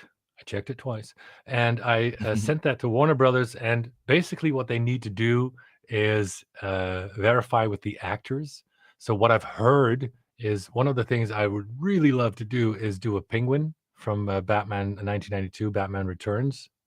Oh, Danny DeVito, right? Yeah. But from what the person, my contact at Warner Brothers told me from memory, Danny doesn't like that. So there's a good chance that we can't even start that. We haven't heard back from the representatives of Arnold Schwarzenegger, so we don't know yet. So basically, I've submitted a list. 1966 villains, but also like Batgirl, Catwoman, 1966. There's a lot, and what I also thought would be kind of cool was do a double pack for 1966 Batman and Robin, and a double pack for the Batman and Bruce Wayne, and Robin and Dick Grayson, right? So For 66. yeah, that's what I was thinking. And then that would be really cool. So it would be an Adam West, just Adam West figure. Adam West, Bruce Wayne, as you saw him in the show, together with the 966, because a lot of people want that 1966 Batmobile, and there's an illegal Chinese version maybe coming out, but we want to do an officially licensed version. So that's kind of the stuff that's on the list that I've submitted. There's a couple of more. I've also put feelers out for Big Bang Theory. A big fan of the show, and I thought, okay, for the show. All right, wouldn't that be cool? And that'd be kind of cool. Like do a Sheldon and a Penny and Leonard. Apparently, they did check that if there's enough support for that, the actors are okay with that. So that's something. But that's nice. They all gave the green light. Yeah. Okay. So.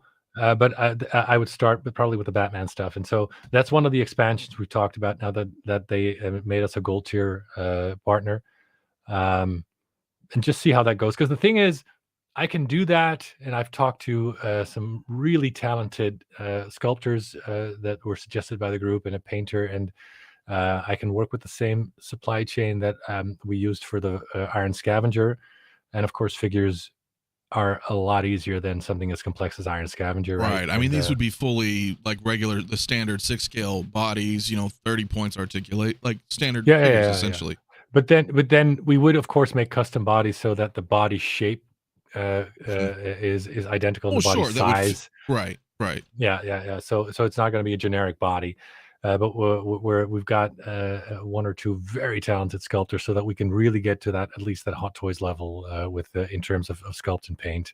And of course, this would be again a sculpt that would be an interactive process where it would be cool if the mouth were open or whatever.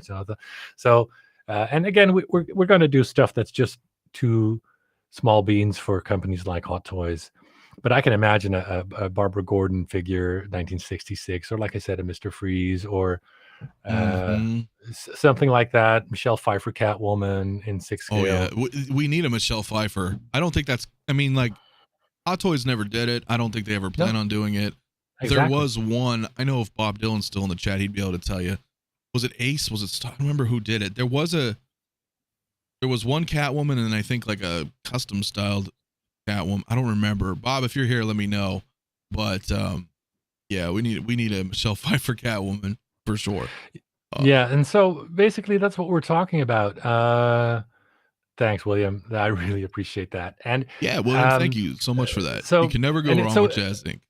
It's and because it's a different supply chain, it doesn't interfere with any of the stuff that we've got scheduled, right? And so it would just be other cool stuff we can bring to the community without slowing anything else down, and maybe making this a viable company for us. To live off of too in the future, if we can also do figures and stuff. So that would be cool.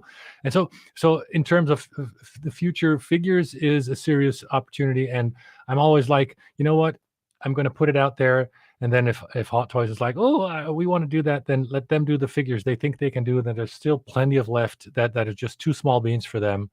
And we'll just do those. And we're also in talks of doing a book together with one of the writers of the cool Star Wars toy books. So thanks, Benjamin.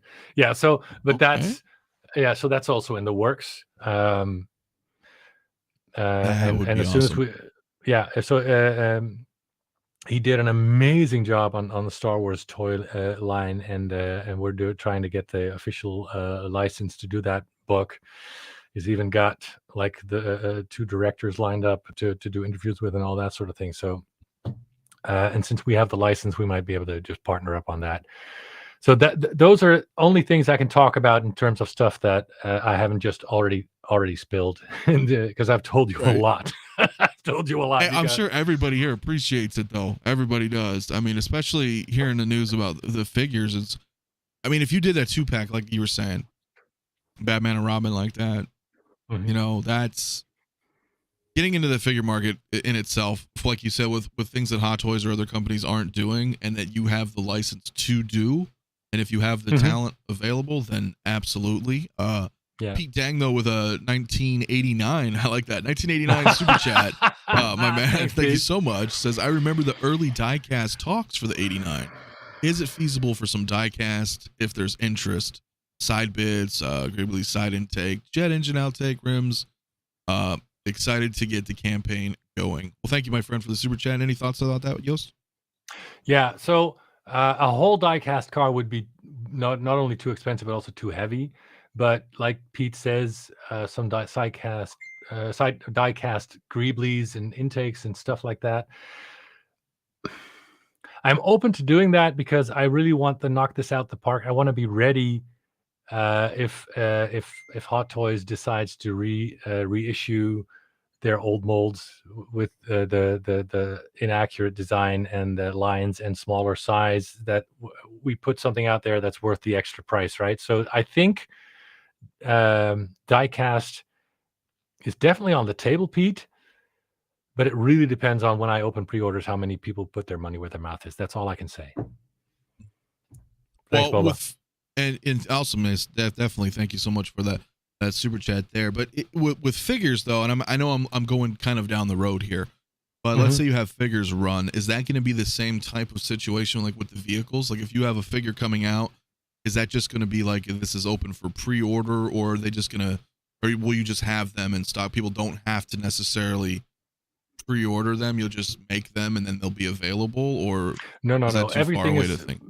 no. I can be very clear about that. Everything is going to be the same way we always do this. So it's going to be, I'm going to test the waters. There's a lot of chats coming in. I'm going to test the waters on that in the group. I like I said, I was just spitballing with the 2-pack of the Batman Robin with the Mr. Freeze. With the Penguin, I just saw in the chat somebody saying 66 Alfred, and I'm like, why didn't I think of that? So, Hey.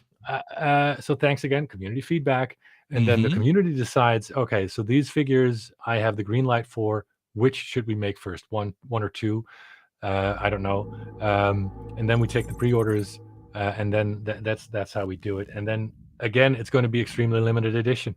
Because we can't do the tens of thousands that a regular Hot Toys run. Well, of course, is. right? You just don't have that. You don't have that production volume, which is understandable. Yeah, Charles. The shield cover, maybe. You mean when it goes in like the armored mode? Yeah, because a lot of the people in the community have said, I'd rather you put the money towards something else because I have the Hot Toys version which has the shield and I never use it. So that's going to be a democratic decision I leave up to the group. Do you want me to put more money into like diecast, or do you want the shield included? So I'm going to leave that question. Yeah, because I was totally set on including that, and then a lot of people were like, dude, it's just a dust magnet that never gets used. Yeah, I feel like some people may want. I see a couple of people in the chat saying it would be pretty cool, but I get that, right? You want to show off the vehicle. It almost looks like a slip cover of sorts, right? Like you put on your car outside to protect from the weather, and then I would want to show the Batmobile personally. But I get that. I mean, there's something for everybody, but that would, of course, I would assume increase the cost, the overall MSRP and shipping and all that. And unless you have it as like an optional, an optional purchase, if you just want to buy that separate for those who may want it. But again, do enough people want it to warrant going into production and all that. Imagine the mold, because this thing, right? It needs to be bigger than the Batmobile, and the Batmobile we're making is already bigger than the one that Hot Toys made, because so that's a massive mold we're talking about, and it's all like detailed with the excuse me, just the way it's all slid in, and and that's a tough. What I've heard is the Hot Toys one had to be quite cheap, so any chance the Robo came from RoboCop 2? No, sorry, no. that guy Mark, no. RoboCop here? I know Derek's wondering if you warmed up to the idea of the police car. So we can make that iconic pose from the poster. Yeah. Is RoboCop another Universal thing? I think it was like Orion Pictures, or I don't know who owns. I don't know. I mean, I don't know. Can't tell. There's so much. So Derek, there's so much other stuff I would want to do. MGM. Like, MGM. MGM. See, currently. now MGM. I would much rather do the Aston Martin. What is it? The old DB5 James Bond car.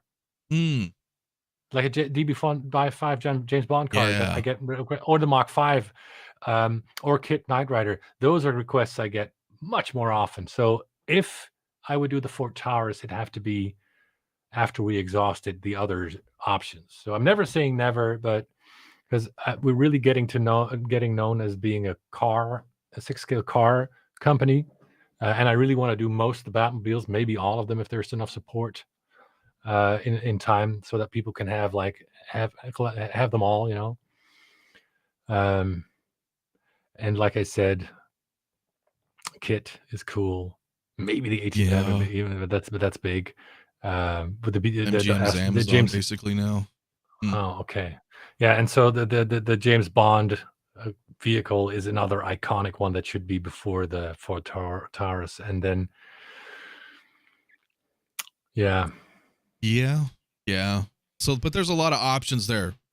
Essentially, once you can get in the door there with Universal and seeing if because I know the more stuff that you can do for them, the more inclined they would be to, commit to something like that, right? Because they always want like a minimum of a lot of money, something done right. Yeah. But that's very cool. Yeah, and so as long as you guys keep supporting us, I love what we're doing, and 95% of the time it's a lot of fun. If the other 5% is the crazies you have to deal with, but yeah, Blade Runner is another thing I hear a lot. So the spinner, I've heard that a lot.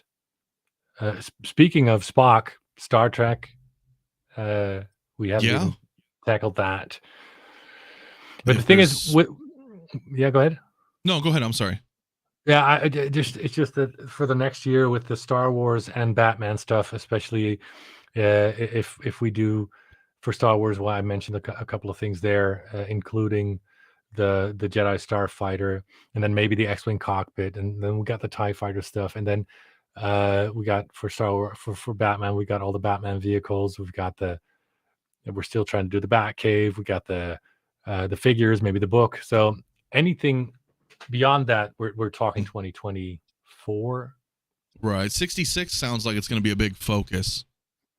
Yeah, there's another 66 item that as soon as I promised that to the community, so I have to follow through. Q2 is when I put up the poll for the next 66 product. After this, we've got so many requests. So that will then be released in 2024.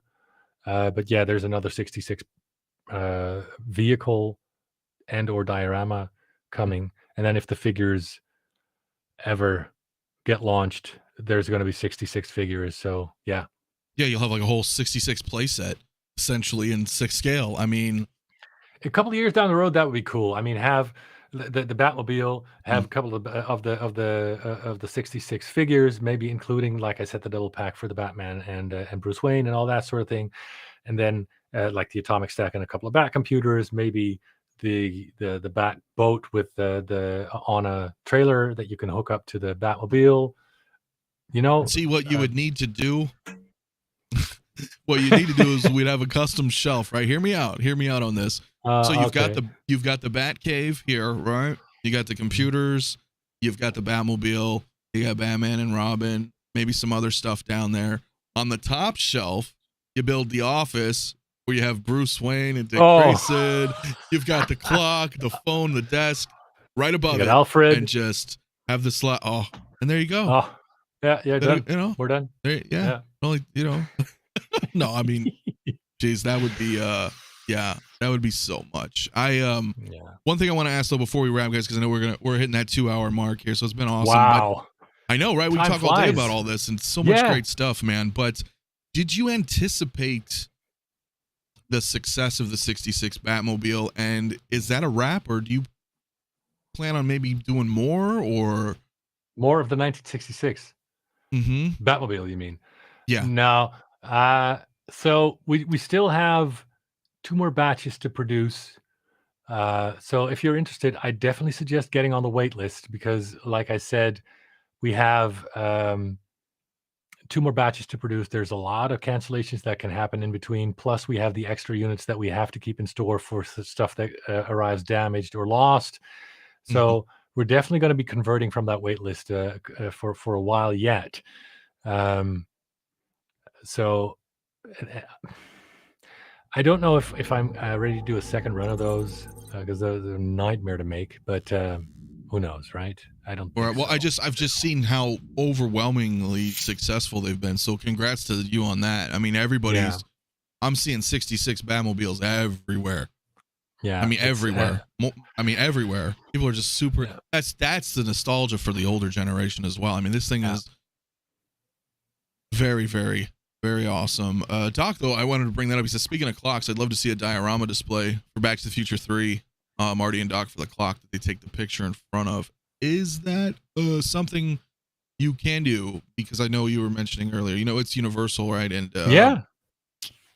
doesn't sound like something anybody would do. Exactly. I like your thinking, Doc. Yeah. So if we're talking to Universal and we do the Jurassic Park Kit Knight Rider combo, let's talk diorama pieces for Back to the Future. Sure. Yeah. That could be something really, really awesome. Yeah. That really could. I do have a $5 super chat though from Zach16. Thank you so much for that, my friend. He said, any chance for a 1/12 scale 89 Batwing?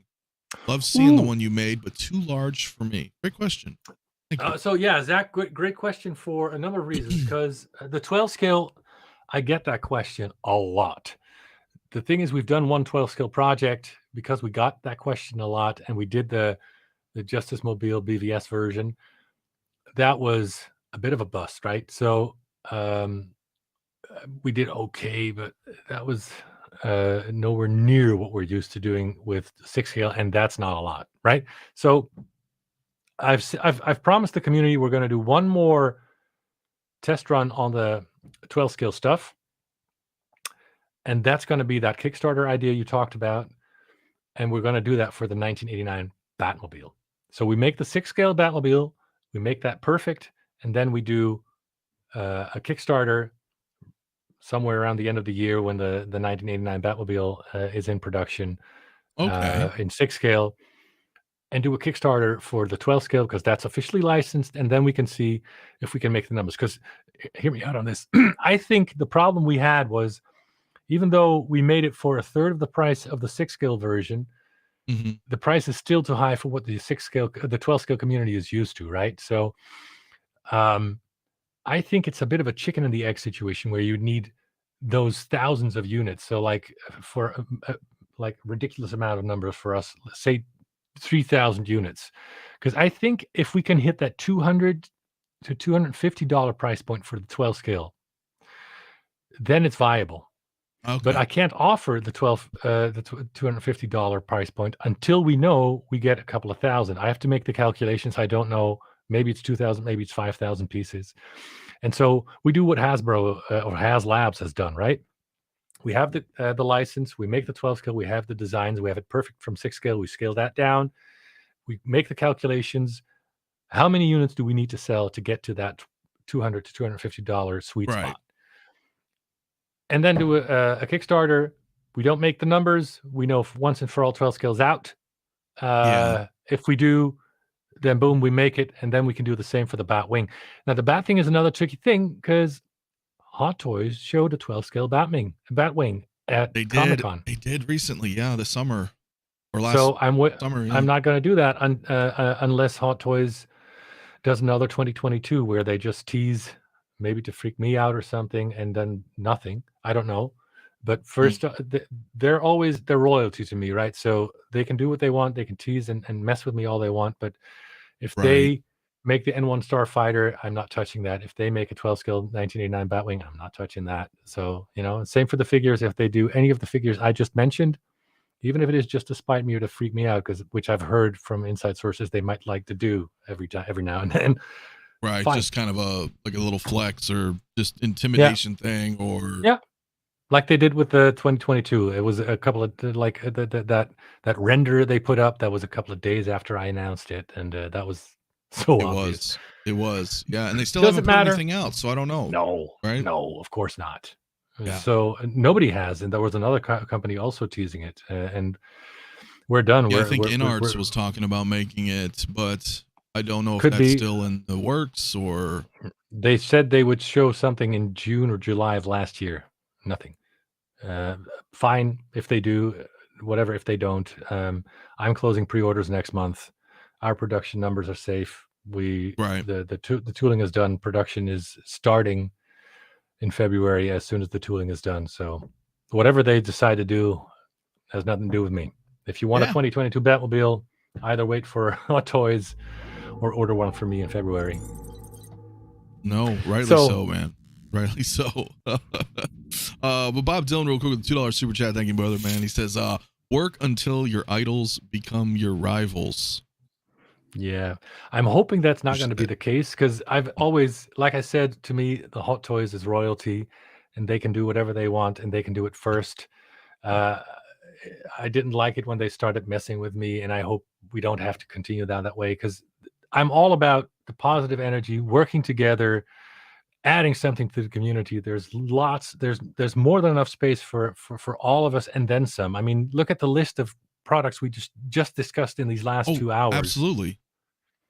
I couldn't even do that. I couldn't even do all of them. So I hope they start doing more dioramas and vehicles because sure. Well, yeah, exactly. I think there's enough out there for everybody. Sure. I mean, I really do. You know.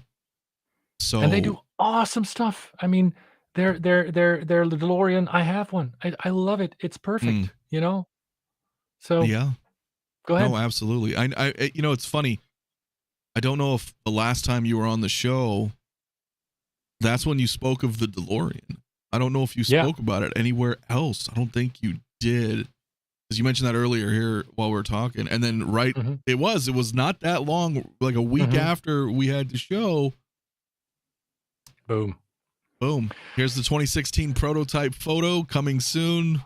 Yep. Back to the Future Mark II DeLorean. I thought about that. I was like, oh, that was a weird time. Was that a coincidence or? No, that wasn't. Because I was talking to Universal. No, exactly. Right, yeah. And I started talking to Universal, and they was very excited because they saw what we did, and then all of a sudden, nothing, right? And that, like you said, that prototype. Oh, they couldn't have made it that fast. No, they didn't have to because they already made that in 2016. So it was, boom. It was. Well, let's just say it's a coincidence. Like it's a very big coincidence that they showed the 2022 render, because it was a render, a couple of days after I opened pre-orders. Fine. Yeah. I just think it's not smart because they're hurting their reputation. And again, they are so freaking awesome. But then people are like, they're Hot Toys again, and they don't put their money where their mouth is. So they hurt themselves in the long run. It's a very short-term, stupid strategy anyway. Yeah, because people will think, oh, well, they're not going to make it. They just tease or they something tease, along those lines. And they've done that too much already with a lot of stuff, with their Falcon Cockpit, with their BVS and Justice League Batmobiles, with their the Jedi Starfighter, their TIE Fighter. I can go on. Oh yeah. Oh, I really want Yellow Jacket. That figure. I thought that was cool. Never made I thought it was cool too. And it's still in the graveyard. I mean, unless they bring it out for the new Ant-Man movie, but I don't know. Brother Cousins, though, man, my brother, dude, my man, $5 super chat says, I just want to say I love my Falcon Cockpit. I think I bug you about it every other week. Thank you and sorry.